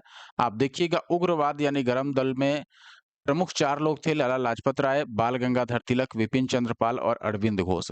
इनमें से बाल गंगाधर तिलक इस विचारधारा के अग्रदूत थे, यानी कि समझिए कि सबसे आगे के नेता थे गरमपंथियों में। उन्होंने कांग्रेस की अनुनय विनय नीति की आलोचना की, यानी कि शांतिप्रिय जो नीति थी कांग्रेस की कि शांति से बातचीत करके मामला सुलटा लेंगे अंग्रेजों से, तो उसके काफ़ी बड़े आलोचक थे ये। तिलक ने कांग्रेस के बारे में कहा था कि यदि हम वर्ष में एक बार मेढक की तरह टर्राएँ तो कुछ नहीं मिलेगा। जैसे बरसात में मेढक बस निकलता है, पूरे वर्ष में एक बार बरसात के मौसम में निकलेगा, हल्ला-गुल्ला करके फिर वापस चला जाएगा। तो वही इनका मानना था। कांग्रेस के बारे में इन्होंने कहा कि पूरे साल में बस एक बार मेढक की तरह निकल के हल्ला कर लो, फिर शांत हो जाओ, तो इससे कुछ नहीं मिलने वाला है। दादा भाई नौरोजी तथा गोपाल कृष्ण गोखले कांग्रेस के नरम दलीय नेता थे, जबकि एमजी रनाडे समाज सुधारक थे। लेकिन नरम दिल के ये भी आदमी थे, हालाँकि कांग्रेस से नहीं जुड़े थे, इसीलिए हम ये नहीं कह सकते कि कांग्रेस के नरम दल के थे या गरम दल के। बाल गंगाधर तिलक को लोकमान्य तिलक के नाम से कब जाना जाने लगा? जब वे एक लोकप्रिय शिक्षक बने, या उन्होंने एक लोकप्रिय अखबार शुरू किया, या सरकार ने उन्हें रैंडम मर्डर केस में अभियुक्त बनाया, या फिर उन्होंने शिवाजी और गणपति उत्सव शुरू किया इसलिए, या उपयुक्त में से कोई नहीं, या एक से अधिक। देखिए इसमें कई सारे ऑप्शंस, जैसे उन्होंने कई लोकप्रिय जैसे अखबार शुरू किए, रैंडम मर्डर केस में उनको अभियुक्त बनाया ही था, गणपति और शिवाजी से संबंधित उत्सव भी उन्होंने शुरू किया। तो मुझे लगता है यहाँ एक से अधिक ऑप्शन सही है, तो ई ज़्यादा सही उत्तर यहाँ पर होगा। किसी एक घटना को हम नहीं आंसर लगा सकते। ब्रिटिश सरकार ने बाल गंगाधर तिलक को पुणे के तत्कालीन प्लेग कमिश्नर डब्ल्यू.सी. रैंड तथा लेफ्टिनेंट आयर्स्ट की हत्या के मामले में अभियुक्त बनाया था, यानी दोषी माना था, और तिलक को दोषी पाने के बाद उन्हें 18 माह की कठोर कारावास की सजा भी सुनाई गई। जब वे जेल से बाहर आए तो वे एक राष्ट्रीय नायक यानी नेशनल हीरो के रूप में उभरे। इस तरह किसी एक घटना नहीं बल्कि अनेक राष्ट्रवादी कार्यों के बाद तिलक को लोकमान्य की उपाधि दी गई। अब अगला सवाल है, देखिए, स्वराज मेरा जन्मसिद्ध अधिकार है और मैं इसे लेकर रहूंगा। ये किसने कहा था? स्वराज का मतलब अपना शासन। हम जहाँ रहते हैं भारत में, वहाँ अंग्रेजों का क्यों शासन होगा? वहाँ अपना शासन होना चाहिए, अपने लोगों की सरकार होनी चाहिए। तो ये कथन किसने कहा था कि स्वराज मेरा जन्मसिद्ध अधिकार है, यानी भारत के लोगों का ये जन्म से अधिकार है कि भारत में भारतीयों का ही राज हो। ठीक है, उन्हीं का शासन चले और मैं इसे लेकर रहूंगा। ये किसने कहा था? ये प्रमुख नारा था बाल गंगाधर तिलक का। So that option C is the answer. आप देखिएगा बाल गंगाधर तिलक द्वारा ये नारा दिया गया था, स्वराज मेरा जन्मसिद्ध अधिकार है और मैं इसे लेकर रहूंगा। तिलक द्वारा सबसे पहले कब दिया गया, इसे लेकर विद्वानों के बीच में काफ़ी मतभेद देखने को मिलता है कि ये नारा कब दिया गया था उनके द्वारा। दरअसल इस नारे की परिकल्पना जो है वो 1890 के दशक में प्रारंभ हुई। विद्वानों का मानना है कि तिलक के करीबी सहयोगी जो थे, जोसेफ काका बैप्टिस्टा ने सबसे पहले यह वाक्य गढ़ा था। माना जाता है कि बैप्टिस्टा ने मराठी में संभवतः यह पंक्ति लिखी थी, स्वराज्य हा माझा जन्मसिद्ध हक आहे आणि तो मी मील वनारच। तो ये आप समझ लीजिएगा, मेरे लिए उतना आसान नहीं है पढ़ना। अब देखिए, और तिलक ने इस नारे को अपनाकर जन-जन तक पहुँचाया, इन लोगों के बीच पहुँचाया। प्राप्त साक्ष्यों के आधार पर यह कहा जा सकता है कि इस नारे का उपयोग सार्वजनिक मंचों से तिलक ने होम रूल आंदोलन के दौरान अप्रैल से मई तक 1916 में किया था। कुछ स्रोतों में इस बात पर जोर दिया गया कि 1916 के कांग्रेस लखनऊ अधिवेशन में तिलक ने इस नारे का उपयोग किया था, किंतु इसके समर्थन में पर्याप्त ऐतिहासिक साक्ष्य उपलब्ध नहीं है। अब अगला सवाल वही है, आप देखिए कितनी बार ये प्रश्न पूछा गया है, स्वराज्य मेरा जन्मसिद्ध अधिकार है, मैं इसे लेकर रहूँगा, किसने कहा था? बाल गंगाधर तिलक ने कहा था। नेक्स्ट क्वेश्चन भी वही है, तो मैं इसको छोड़ देता हूँ, आगे बढ़ता हूँ सीधे। अगला सवाल भी सेम है, स्वराज्य हमारा जन्मसिद्ध अधिकार है और मैं इसे लेकर रहूँगा, ये नारा किसने दिया था? बाल गंगाधर तिलक ने दिया था। तो ऑप्शन सी उत्तर होगा। देखिए सीडीपीओ में भी पूछा गया। अब अगला सवाल है यहाँ पर देखिए, 1908 में बाल गंगाधर तिलक को जेल हुई थी कितने वर्ष की? 1908 में दोस्तों उनको 6 वर्ष की जेल हुई थी और उसके बाद ही जब वो निकले तो एक प्रमुख नेता के रूप में उभरे। आप देखिएगा यहाँ पर 1908 में बाल गंगाधर तिलक को केसरी में प्रकाशित लेखों के आधार पर राजद्रोह का मुकदमा चलाया गया और 6 वर्ष का निर्वासन और 1000 रुपए जुर्माना की सजा सुनाया गया था उनको और मांडले जेल म्यांमार में भेजा गया था। अब अगला सवाल है, कांग्रेस के गरम दल के नेताओं की आंदोलन की पद्धति क्या थी? असहयोग आंदोलन या असहयोग करो, यानी अंग्रेजों को सहयोग मत करो, या फिर राजा वामबद्ध आंदोलन, या फिर अनुकूलन प्रविघटन, या फिर अविधेयक। सही उत्तर क्या है? राजा वामबद्ध आंदोलन, ऑप्शन बी। आप देखिएगा कांग्रेस के गरम दल के नेताओं की आंदोलन की प्रमुख पद्धति राजा वामबद्ध आंदोलन अर्थात प्रशासन में भारतीयों की भागीदारी की मांग करना तथा जनता में राजनीतिक जागरूकता उत्पन्न करना था। यानी जो प्रशासन चला रहे हैं उनमें भारतीय लोग भी होना चाहिए, ऐसा नहीं कि देश भारत है और प्रशासन केवल अंग्रेजी लोग चलाएंगे। अगला सवाल है, शेरे पंजाब के नाम से कौन मशहूर था? लाला लाजपत राय मशहूर थे शेरे पंजाब के नाम से, ये याद रखना है। आप देखिएगा लाला लाजपत राय शेरे पंजाब के नाम से भी जाने जाते थे। ये भारतीय राष्ट्रीय कांग्रेस के गरम दल के प्रमुख नेता थे और पूरे पंजाब के ये प्रतिनिधि थे। इसीलिए इनको पंजाब केसरी भी कहा जाता है। तो शेरे पंजाब और पंजाब केसरी दोनों किसको बोला जाता है? लाला लाजपत राय को याद रखना है। साइमन कमीशन के विरोध में एक जुलूस का नेतृत्व करते समय लालाजी लाठियों के प्रहार से घायल हुए और इसके कारण 17 नवंबर 1928 को इनका देहांत हो गया। राजा राम मोहन राय और लाला लाजपत राय दोनों में कंफ्यूज नहीं होइएगा, कई बार लोग कंफ्यूज हो जाते हैं। अब इसके बाद जो टॉपिक है अपने पास, भारत में क्रांतिकारी आंदोलन। लेकिन दोस्त, जिन लोगों ने भी अभी तक हमारे यूट्यूब चैनल को सब्सक्राइब नहीं किया है उनसे रिक्वेस्ट है कि आप हमारे YouTube channel the GS solver को जरूर सब्सक्राइब कर लें ऐसे और वीडियो देखने के लिए। वीडियो आपको कैसी लगती है ये जरूर हमें कमेंट्स करके बताया कीजिए। आप सभी लोग कमेंट्स जरूर किया कीजिए। सवाल है, किस वर्ष वीडी सावरकर हिंदू महासंघ के अध्यक्ष निर्वाचित हुए थे? वीडी सावरकर यानी कि विनायक दामोदर सावरकर, ये हिंदू महासंघ के अध्यक्ष कब बने थे? 1938 में, 16 में, 35 में, 19 में, या इनमें से कोई नहीं, या एक से अधिक? ये देखिए, वीडी सावरकर जो थे ये किसी एक वर्ष में नहीं थे, काफी लंबा चला इनका कार्यकाल अध्यक्ष के तौर पर। हालांकि ये अध्यक्ष बने थे 1937 में, ठीक है। 1937 चूंकि किसी ऑप्शन में नहीं है तो फिर हम ऑप्शन ई को चूज करेंगे। आप देखिएगा वीडी सावरकर वर्ष 1937 से 1943 के बीच हिंदू महासभा के अध्यक्ष थे। वीडी सावरकर ने अभिनव भारत नामक संस्था की स्थापना की थी। ये बहुत इंपॉर्टेंट है, याद रखना है। अभिनव भारत संस्था ये किसने शुरू किया था? वीडी सावरकर ने। अब देखिए अगला जो है अपने पास प्रश्न, इसमें पूछा गया है 1904 में रिवॉल्यूशनरी सोसाइटी की स्थापना किसने की, जिसका उद्देश्य ब्रिटिश शासन के विरुद्ध सशस्त्र क्रांति करना था, यानी शस्त्र के साथ क्रांति करना था। वीडी सावरकर ने की थी। या फिर लाला हरदयाल ने, विपिन चंद्र पाल ने, इनमें से एक से अधिक या इनमें से कोई नहीं? देखिए 1904 में रिवॉल्यूशनरी सोसाइटी की स्थापना वीडी सावरकर द्वारा की गई थी, जिसका मुख्य उद्देश्य क्या था? ब्रिटिश शासन के विरुद्ध शस्त्र के साथ क्रांति करना, यानी पीछे नहीं हटने वाला बात था। आप देखिएगा 1904 में विनायक दामोदर सावरकर और उनके अन्य सहयोगियों द्वारा स्थापित अभिनव भारत सोसाइटी यानी यंग इंडिया सोसाइटी एक रिवॉल्यूशनरी सोसाइटी थी, यानी कि रिवॉल्यूशन लाना चाहती थी। इस सोसाइटी का उद्देश्य था ब्रिटिश शासन के विरुद्ध सशस्त्र क्रांति करना। वीडी सावरकर के सावरकर के प्रयासों से 1899 ईस्वी में मित्र मेला नामक संस्था ही वर्ष 1904 में अभिनव भारत में परिवर्तित हो गई। अगला सवाल है, अभिनव भारत से कौन संबंधित था? वीडी सावरकर संबंधित थे।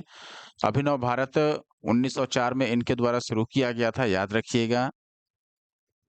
अब अगला सवाल फिर से है, भारत में अभिनव भारत नामक एक गुप्त संगठन यानी सीक्रेट सोसाइटी अंग्रेजों का मुकाबला करने के लिए किसने संगठित किया था? वीडी सावरकर ने किया था।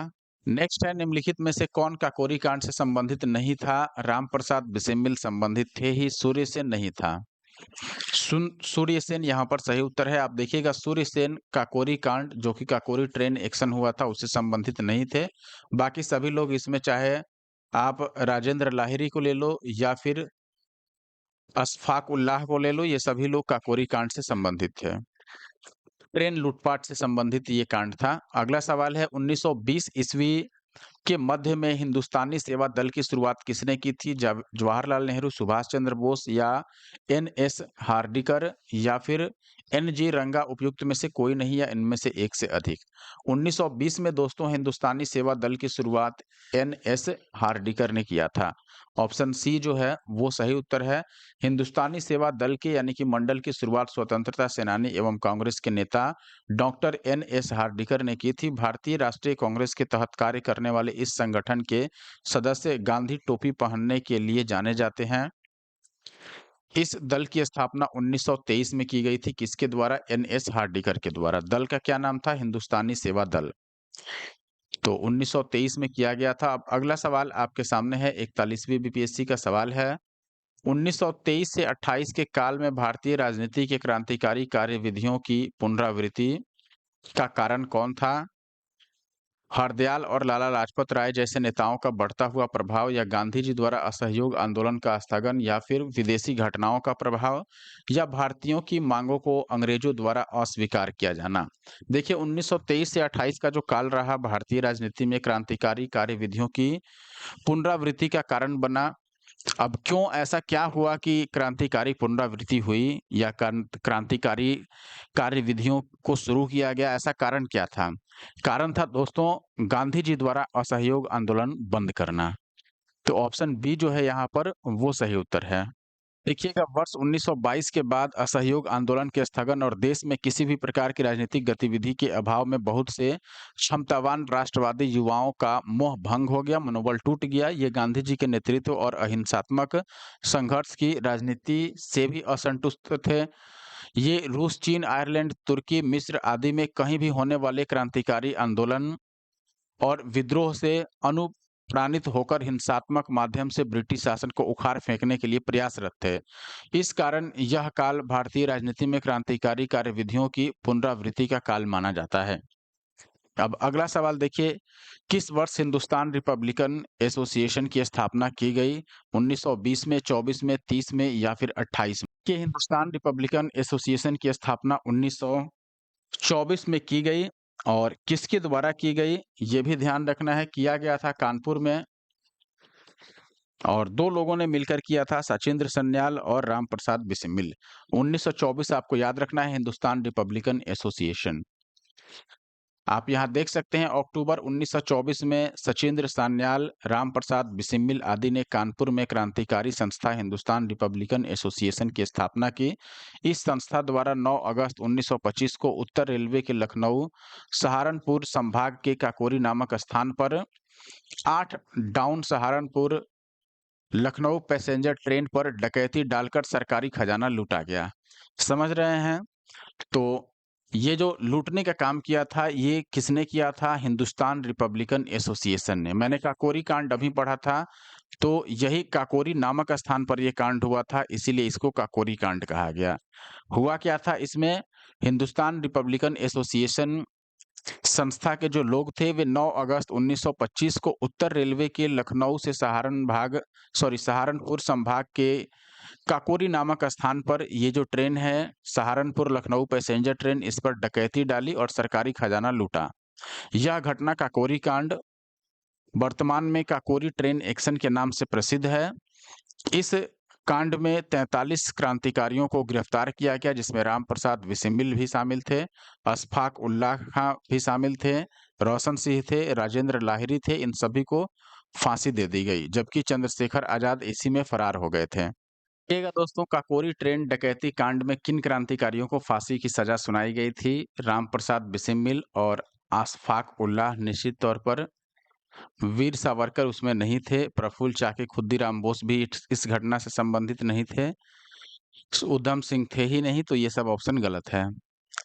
किसको सुनाई गई थी? आप एक बार फिर से यहाँ पर देख लीजिए, किसको-किसको सुनाई गई थी। देखिए, इसमें फांसी की सजा सुनाई गई थी राम प्रसाद बिस्मिल को, फिर अशफाक उल्लाह खान को, रोशन सिंह को, राजेंद्र लाहिरी को, 4 लोग। आगे बढ़ जाते हैं। अब नेक्स्ट क्वेश्चन आप देखिए यहाँ पर, हिंदुस्तान सोशलिस्ट रिपब्लिकन एसोसिएशन के संस्थापक नेताओं में से एक कौन थे? बी आर अंबेडकर, भगत सिंह, सुभाष चंद्र बोस या फिर जयप्रकाश नारायण? सही उत्तर क्या है दोस्तों? भगत सिंह। ठीक है दोस्तों, काकोरी कांड जो कि काकोरी ट्रेन एक्शन था, इसके बाद पुलिस द्वारा चलाए गए दमन चक्र के फलस्वरूप हिंदुस्तान रिपब्लिकन एसोसिएशन यानी एचआरए को गंभीर झटका लगा।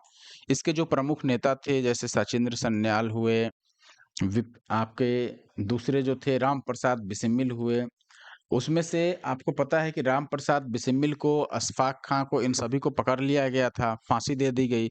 तो कई प्रमुख नेताओं को पकड़ के फांसी दे दी गई, इसीलिए एचआरए यानी हिंदुस्तान रिपब्लिकन एसोसिएशन को काफ़ी बड़ा झटका लगा। लेकिन बाद में बिजोय या फिर विजय कुमार सिन्हा, शिव वर्मा, जयदेव कपूर, भगत सिंह, भगवती चरण वोहरा और सुखदेव एवं चंद्रशेखर आजाद के नेतृत्व में एचआरए यानी हिंदुस्तान रिपब्लिकन एसोसिएशन को पुनः संगठित करने का काम किया गया। फिर 1928 में फिरोज शाह कोटला मैदान दिल्ली में चंद्रशेखर आजाद के नेतृत्व में एक बैठक हुई, जिसमें एचआरए का नाम बदलकर हिंदुस्तान सोशलिस्ट रिपब्लिकन एसोसिएशन रख दिया गया। तो ये याद रखना है, 1928 में इसको स्थापित किया गया। प्रश्न देखिए दोस्तों, निम्नलिखित पंक्तियों को किसने कहा था या किसने लिखा? देखिए, किसने लिखा यहाँ पर पूछ लिया गया है। अब क्या है? सरफरोशी की तमन्ना अब हमारे दिल में है, देखना है कितना जोर बाजुए का तिल में है। देखिए, इसमें है क्या? ये जो पंक्ति देख रहे हैं आप, ऑप्शन है आपके पास बिस्मिल, राजगुरु, आजाद या फिर भगत सिंह। अब ये वैसे तो राम प्रसाद बिस्मिल द्वारा काफ़ी चर्चा में रहा या उनके द्वारा इसको कहा गया, लोकप्रिय बनाया गया, लेकिन एक्चुअली में सवाल पूछ लिया गया है कि लिखा किसने? तो जो लोग राम प्रसाद बिस्मिल समझ रहे हैं, वो गलत हो सकते हैं, हालाँकि ऑप्शन में एक ही बिस्मिल है, इसीलिए ये भी लगाएँगे तो सही हो जाएगा। लेकिन ये राम प्रसाद बिस्मिल वाले बिस्मिल नहीं हैं, ये दूसरे व्यक्ति हैं, ये राइटर है जिन्होंने इसे लिखा और बोलकर उसका प्रचार किया, उसका लोकप्रिय बनाया राम प्रसाद बिस्मिल ने।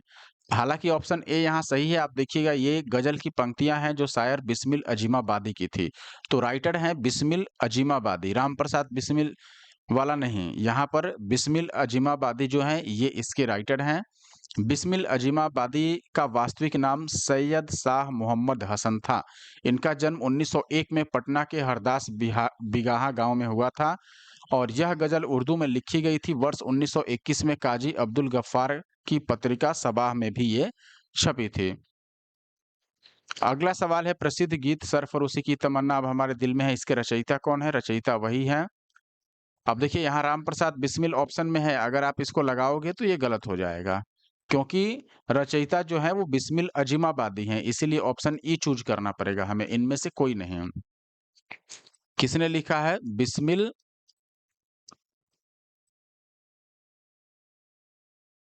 अजीमाबादी। ये इनका नाम है। अगला सवाल है, इनकलाब जिंदाबाद का नारा किसने दिया था? इनकलाब जिंदाबाद का, अब देखिए इसको भी लिखा किसी और ने था, लेकिन इसका सबसे अधिक इस्तेमाल किया भगत सिंह ने, इसीलिए हम यहाँ पर भगत सिंह लगाएँगे, क्योंकि जिन्होंने लिखना था उसका नाम तो ऑप्शन में दिया नहीं गया है। इनकलाब जिंदाबाद जो है, ये हज़रत मोहानी द्वारा दिया गया था, यानी हज़रत मोहानी द्वारा ये लिखा गया था। हज़रत मोहानी एक स्वतंत्रता सेनानी एवं उर्दू भाषा के प्रसिद्ध कवि थे, जबकि भगत सिंह ने इसे लोकप्रिय बनाया।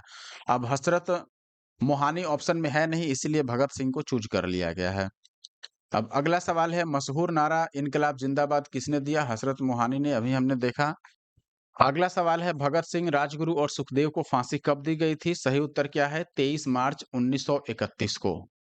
आप देखिएगा दोस्तों, जैसे जो हिंदुस्तान रिपब्लिकन एसोसिएशन के लोग थे, जिसमें प्रमुख राम प्रसाद बिस्मिल और आपके इशफाक उल्लाह खां, इन सभी को फांसी हुई काकोरी कांड के बाद। वैसे ही हिंदुस्तान रिपब्लिकन एसोसिएशन के बाद हिंदुस्तान सोशलिस्ट रिपब्लिकन एसोसिएशन का गठन किया गया, जिसमें भगत सिंह, राजगुरु, सुखदेव, ये सभी लोग शामिल थे। और ऐसे ही इन लोगों ने भी एक बम कांड किया, उसके बाद 23 मार्च 1931 को इन सभी को पकड़ के फांसी दी गई। देखिए यहाँ पर आपको मैं दिखाता हूँ, हिंदुस्तान सोशलिस्ट रिपब्लिकन एसोसिएशन, इसके 2 सदस्य भगत सिंह और बटुकेश्वर दत्त ने 8 अप्रैल 8 अप्रैल 1929 को केंद्रीय विधानसभा पर बम फेंके। दोनों को गिरफ्तार कर केंद्रीय असेंबली बम कांड के अंतर्गत मुकदमा चलाया गया। बाद में हिंदुस्तान सोशलिस्ट रिपब्लिकन एसोसिएशन के अन्य सदस्यों को भी गिरफ्तार कर क्रांतिकारियों के ऊपर लाहौर षड्यंत्र कांड के अंतर्गत मुकदमा चलाया गया। वर्ष 1930 में लाहौर षड्यंत्र कांड का निर्णय आया, जिसमें भगत सिंह, राजगुरु और सुखदेव को फांसी की सजा सुनाई गई। 23 मार्च 1931 को तीनों को फांसी दे दी गई। उनकी फांसी के समाचार से पूरे देश मृत्यु सदृश उदासी में डूब गया था उस समय। अगला सवाल है, अब सुखदेव, भगत सिंह, राजगुरु को किस तारीख को फांसी दी गई थी? 23 मार्च 1931 को दी गई थी। अगला सवाल है, सरकार के विरोध में असेंबली में बम फेंकते समय भगत सिंह की उम्र क्या थी? उस समय केवल वो 21 साल के आसपास के थे, तो 21 वर्ष की उम्र में उन्होंने बम फेंका था और 21 से 22 वर्ष की उम्र में उनको फांसी हुई। आप देखिएगा, भगत सिंह का एक प्रमुख स्वतंत्रता सेनानी क्रांतिकारी थे ये भगत सिंह। उनका जन्म 28 सितंबर 1907 को हुआ था। भगत सिंह तथा बटुकेश्वर दत्त ने 8 अप्रैल 1929 को केंद्रीय विधानसभा में बम फेंका था। इस प्रकार बम फेंकने के समय तक भगत सिंह की उम्र देखिएगा तो लगभग साढ़े 21 साल, यानी 21 वर्ष 6 महीने 11 दिन होते हैं। 23 मार्च 1931 को इनको फांसी दे दी गई थी अंग्रेजों के द्वारा। अगला सवाल है, केंद्रीय विधानसभा में हानि रहित बम किसने फेंके? बटुकेश्वर दत्त ने फेंका था। साथ में अगर भगत सिंह का नाम होता तो वो भी जोड़ देते, लेकिन है नहीं ऑप्शन में, तो ऑप्शन सी हम चूज करेंगे। सवाल देखिए, अनुशीलन समिति क्या थी? अनुशीलन समिति जो थी, ये नारी उत्थान के प्रति समर्पित थी, या विधवा विवाह को लेकर प्रोत्साहित करने वाली समिति थी, या अनुशीलन समिति मजदूरों के कल्याण में रुचि रखने वाली थी, या एक क्रांतिकारी संगठन थी? दोस्तों, अनुशीलन समिति एक क्रांतिकारी संगठन थी, इसीलिए ऑप्शन डी जो है वो सही उत्तर होगा। आप देख भी सकते हैं यहाँ पर, अनुशीलन समिति जो थी ये एक क्रांतिकारी संगठन थी।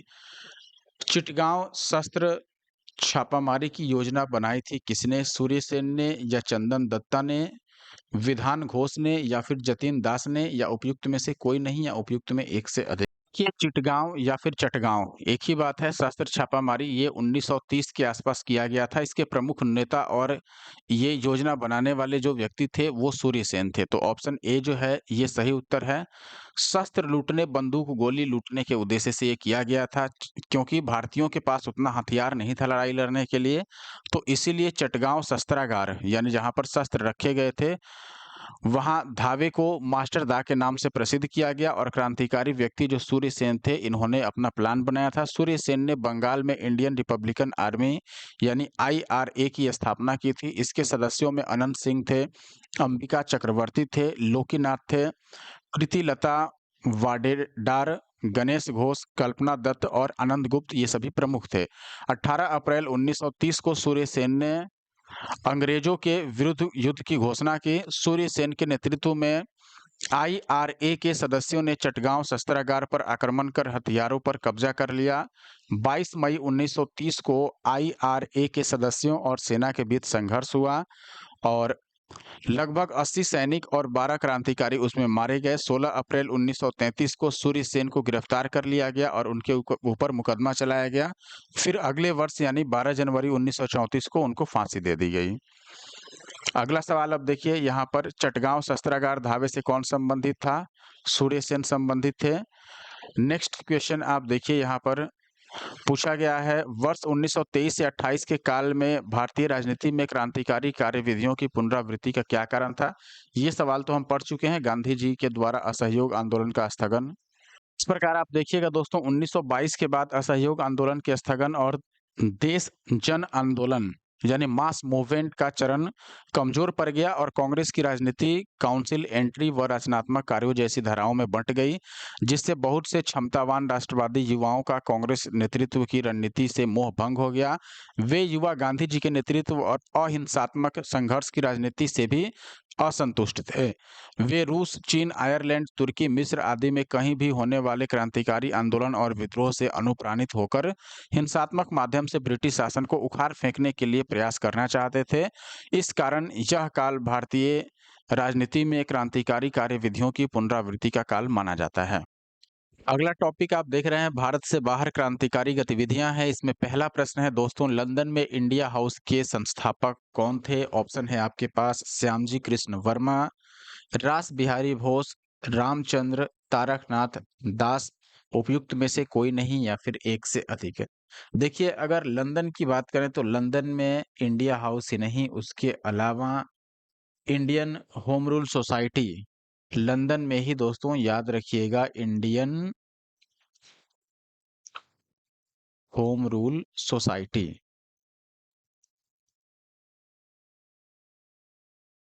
तो इंडियन होम रूल सोसाइटी की स्थापना लंदन में और साथ में इंडिया हाउस की स्थापना लंदन में, दोनों एक ही आदमी ने करी है, इसीलिए मैंने लिख दिया।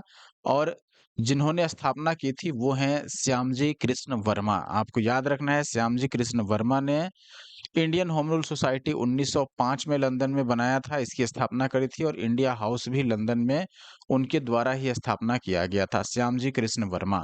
फरवरी 1905 की बात है जब लंदन में श्यामजी कृष्ण वर्मा ने इंडियन होम रूल सोसाइटी की स्थापना की।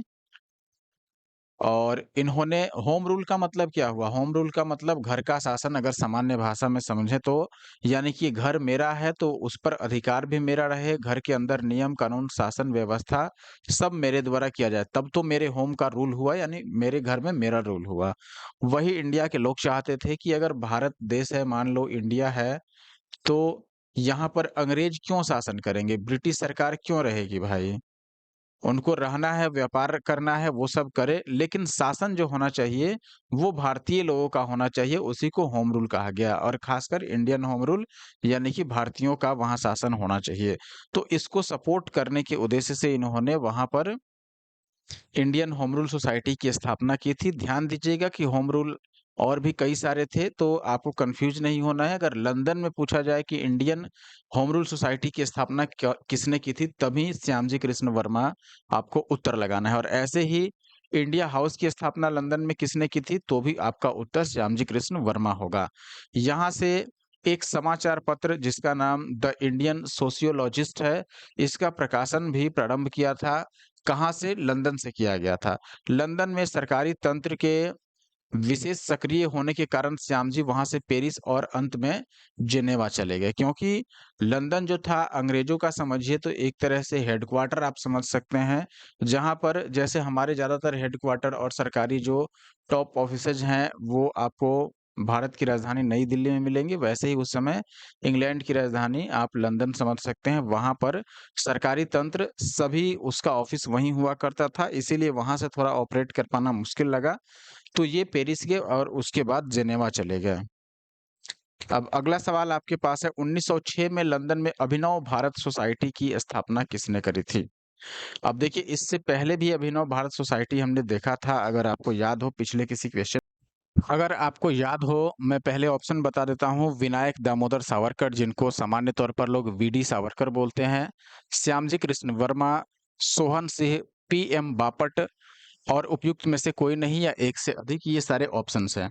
अब देखिए, आपको याद हो पिछले किसी क्वेश्चन में हमने पढ़ा था कि 1904 में भारत में अभिनव अभिनव भारत सोसाइटी की स्थापना की गई थी।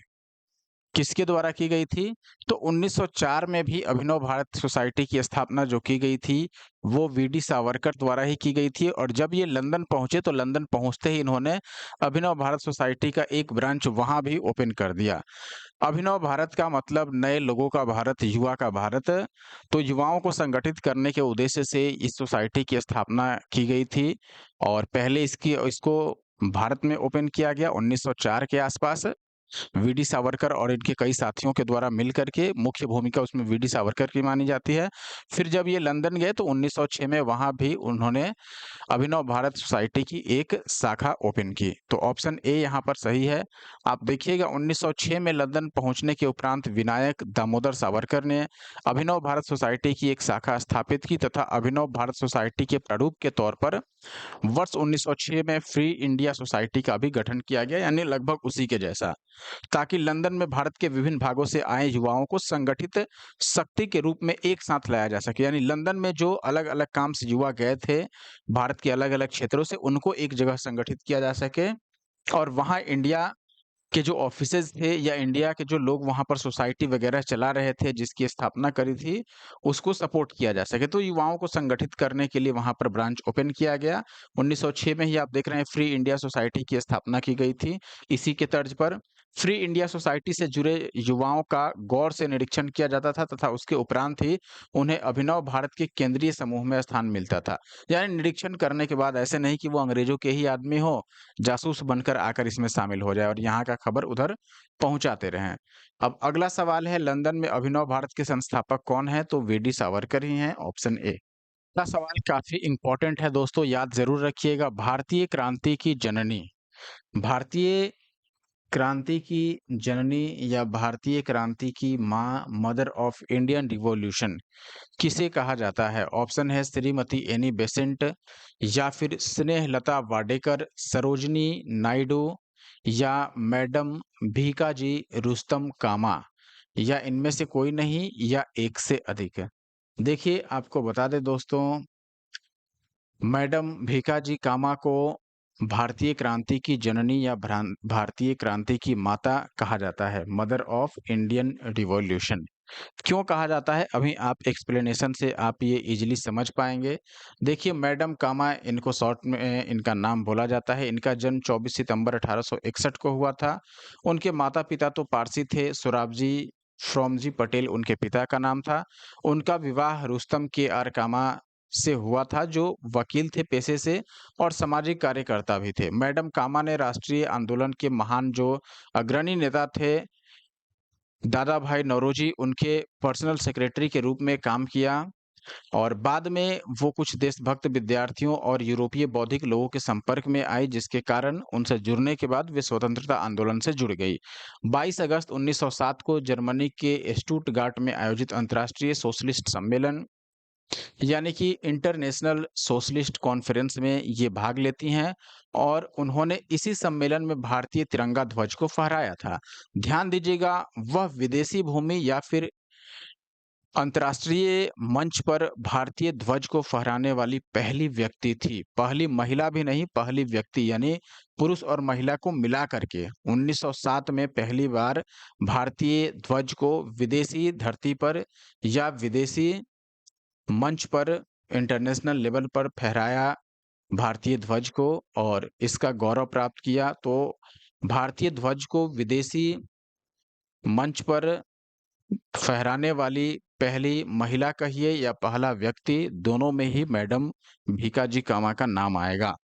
यहाँ फहराया गया जो झंडा था, वह झंडा कलकत्ता झंडे का ही परिवर्तित रूप था, उससे मिलता-जुलता था। इन्हें यानी कि मैडम कामा को भारतीय क्रांति की माँ, मदर ऑफ इंडियन रिवॉल्यूशन कहा जाता है। ये याद रखना है। अब अगला सवाल आप देखिएगा यहाँ पर, मैडम कामा ने भारत के त्रिरंगी स्वतंत्रता ध्वज को, यानी 3 रंग का जो स्वतंत्रता ध्वज था, उसको कहाँ फहराया था? पेरिस में, लंदन में, जेनेवा में या स्टुटगार्ट में? सही उत्तर है स्टुटगार्ट में। कब फहराया था? 1907 में। आपने पिछले क्वेश्चन में ही पढ़ा था। स्टुटगार्ट कहाँ है ये भी याद रखिएगा। स्टुटगार्ट है, मैं यहाँ ही पर लिख देता हूँ, ये जर्मनी में है। तो अगर स्टुटगार्ट ऑप्शन में ना आकर जर्मनी आ जाए तो आप याद रखिएगा फिर जर्मनी आंसर होगा, क्योंकि जर्मनी में ही स्थित है। 22 अगस्त 1907 को इन्होंने तिरंगा वहां पर फहराया था, तो ये याद रखना है। अगला सवाल तो वही है, मैडम कामा ने 1907 में प्रथम तिरंगा ध्वज कहाँ फहराया? स्टुटगार्ट में। तो ऑप्शन डी जो है वो सही उत्तर है। अगला सवाल देखिए दोस्तों, करजन वाइली की हत्या के आरोप में किसे मृत्युदंड दिया गया था? मदन लाल ढींगरा को, उधम सिंह को, भगत सिंह को या मन मंथनाथ को, या इनमें से कोई नहीं, या एक से दोस्तों करजन वाइली जो था ये उस समय जो भारत के राज्य सचिव हुआ करते थे लंदन में, उसके एक सहायक के रूप में काम करता था, और इसको जुलाई में जुलाई 1909 में इसकी गोली मारकर हत्या कर दी गई थी मदन लाल ढींगरा के द्वारा, लंदन में ही। और चूंकि लंदन था इसीलिए इनको आसानी से पकड़ भी लिया गया, और जुलाई के बाद आप देखिएगा तो अगस्त 1909 में फिर इनको फांसी दे दी गई मदन लाल ढींगरा को पकड़कर। लेकिन इन्होंने ही गोली मारी थी करजन वाइली को, और इसकी हत्या कर दी थी जुलाई 1909 में। मदन लाल ढींगरा सही आंसर है।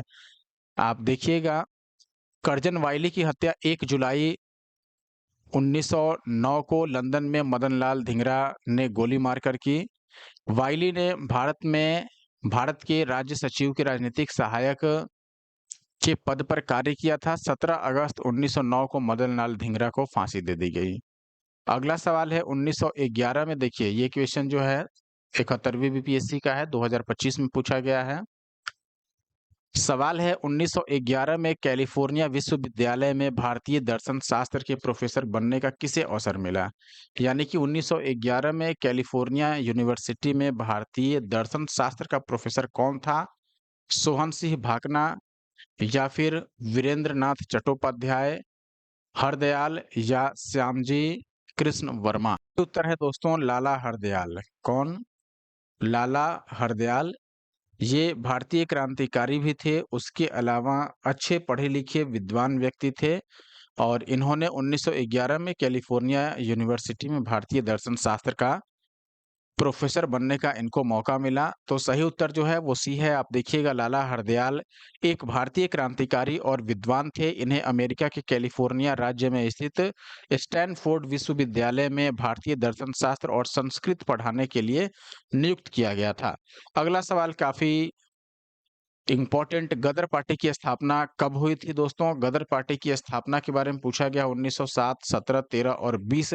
ये सारे आपके पास ऑप्शन। देखिए दोस्तों गदर पार्टी जो थी, ऐसे मूल रूप से इसका नाम गदर पार्टी तो नहीं था, लेकिन इसका काम ऐसा था कि इसका नाम गदर पार्टी पड़ गया। गदर नाम का एक पेपर भी ये लोग छापते थे, इसलिए इसका नाम गदर पार्टी हो गया। इसका मूल नाम जो था वो Hindustan Association of the Pacific Coast नाम था, हम आगे देखेंगे।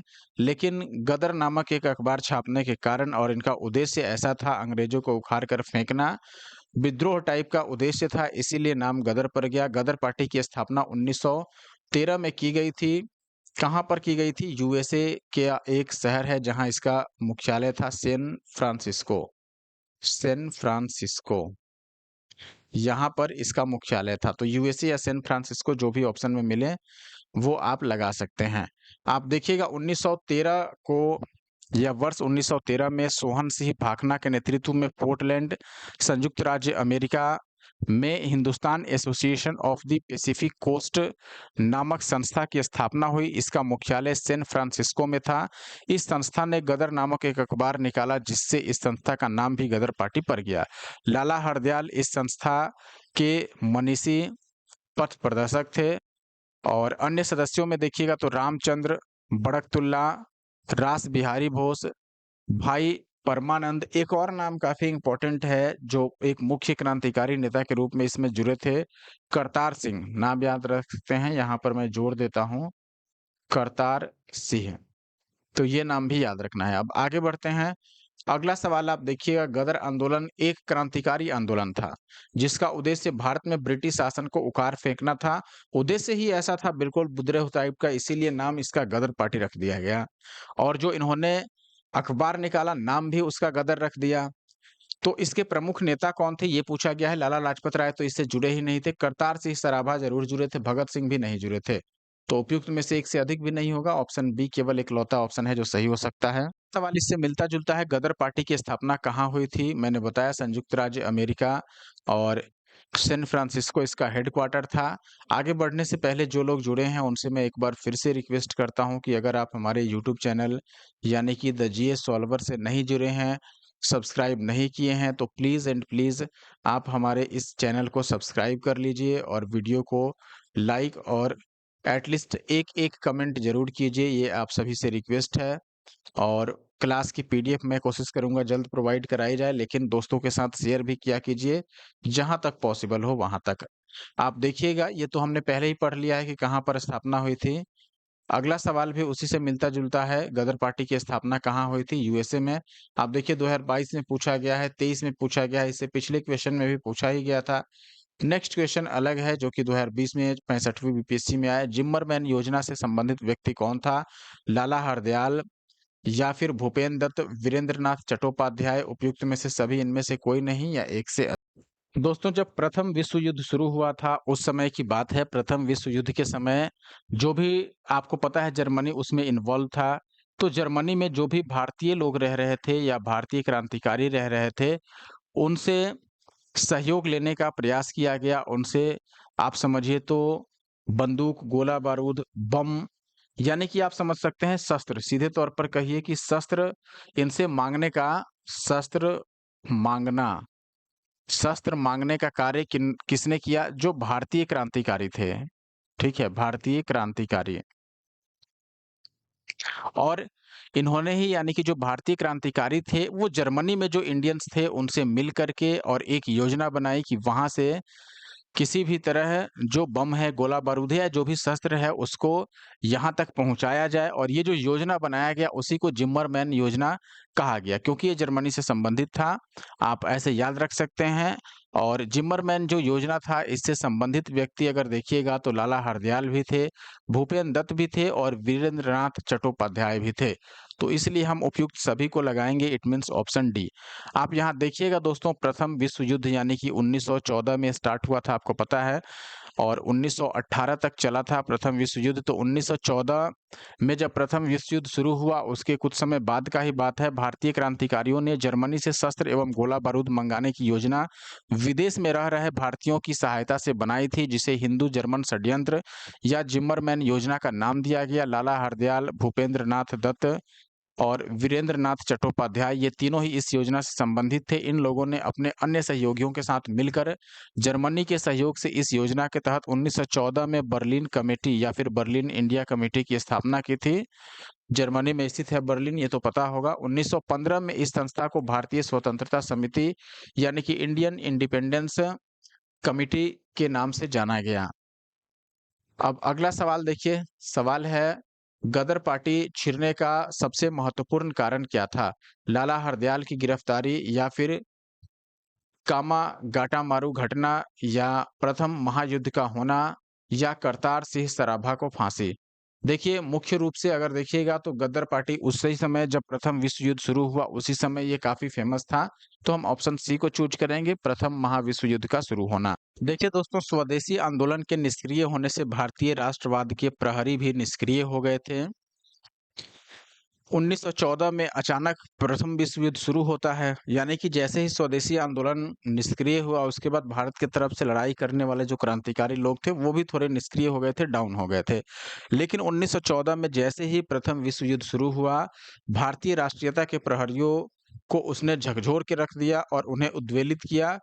और उस समय यह धारणा प्रचलित थी कि ब्रिटेन पर किसी भी तरह का संकट भारत के हित में है।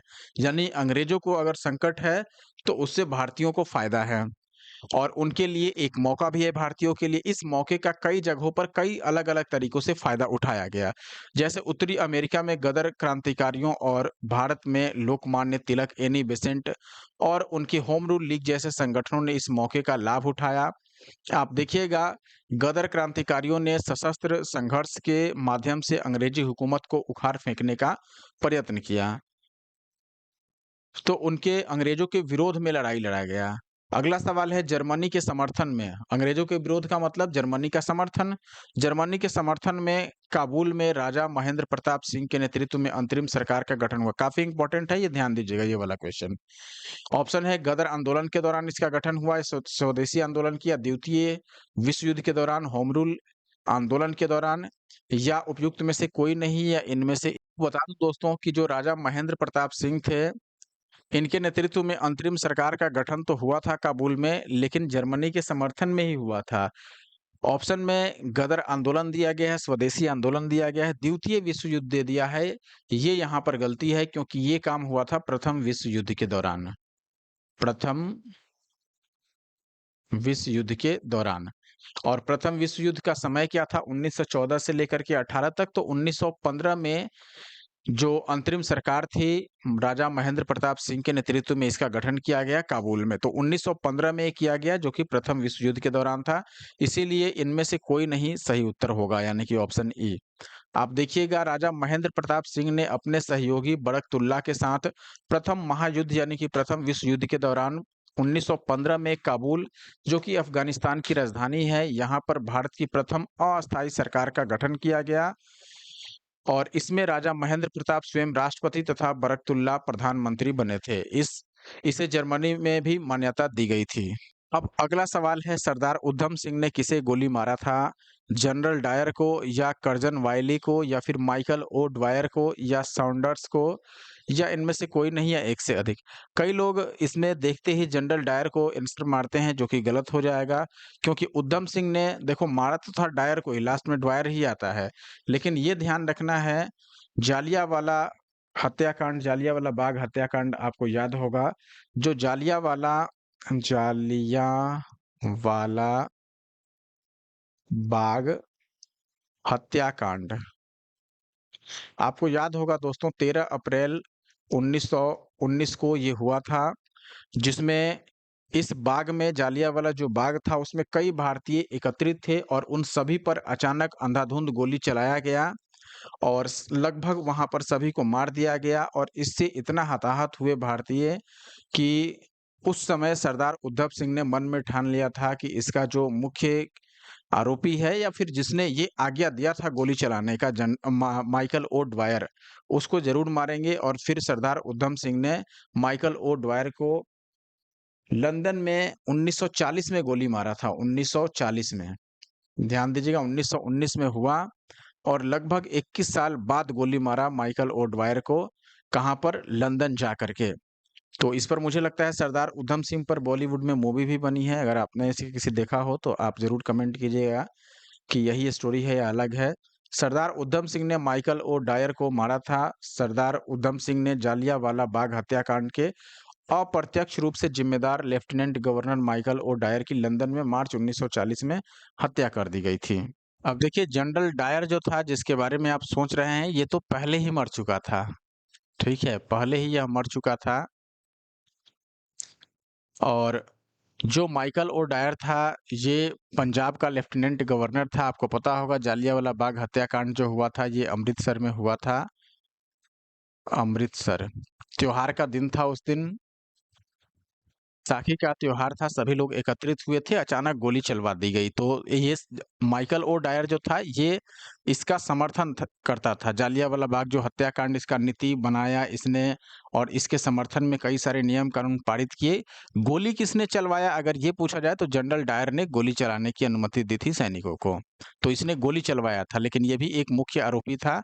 जनरल डायर किसी और कारण से मारा गया, लेकिन उधम सिंह ने जिसको गोली मारी वो जनरल डायर नहीं था, माइकल डायर था। अब आगे बढ़ते हैं, और अगला सवाल इससे मिलता-जुलता ही है आई थिंक। लंदन में 13 मार्च 1940 को सर माइकल ओ डायर को गोली किसने मारी? सरदार उधम सिंह ने। अगला सवाल, इसको आप देखिए, जालियांवाला बाग हत्याकांड के लिए जिम्मेदार जनरल डायर को निम्न में से किसने मारा? तो सरदार उधम सिंह। इस बार फिर से वही क्वेश्चन और वही आंसर होगा। अब दोस्तों, ये यहाँ पर मैं वीडियो को एंड करता हूँ, लेकिन फिर से आप सभी से रिक्वेस्ट होगा कि अगर आप हमारे यूट्यूब चैनल पे नए हैं यानी कि the GS solver YouTube channel को आपने सब्सक्राइब नहीं किया है, तो आप सभी से रिक्वेस्ट है कि प्लीज़ सब्सक्राइब कर लीजिए।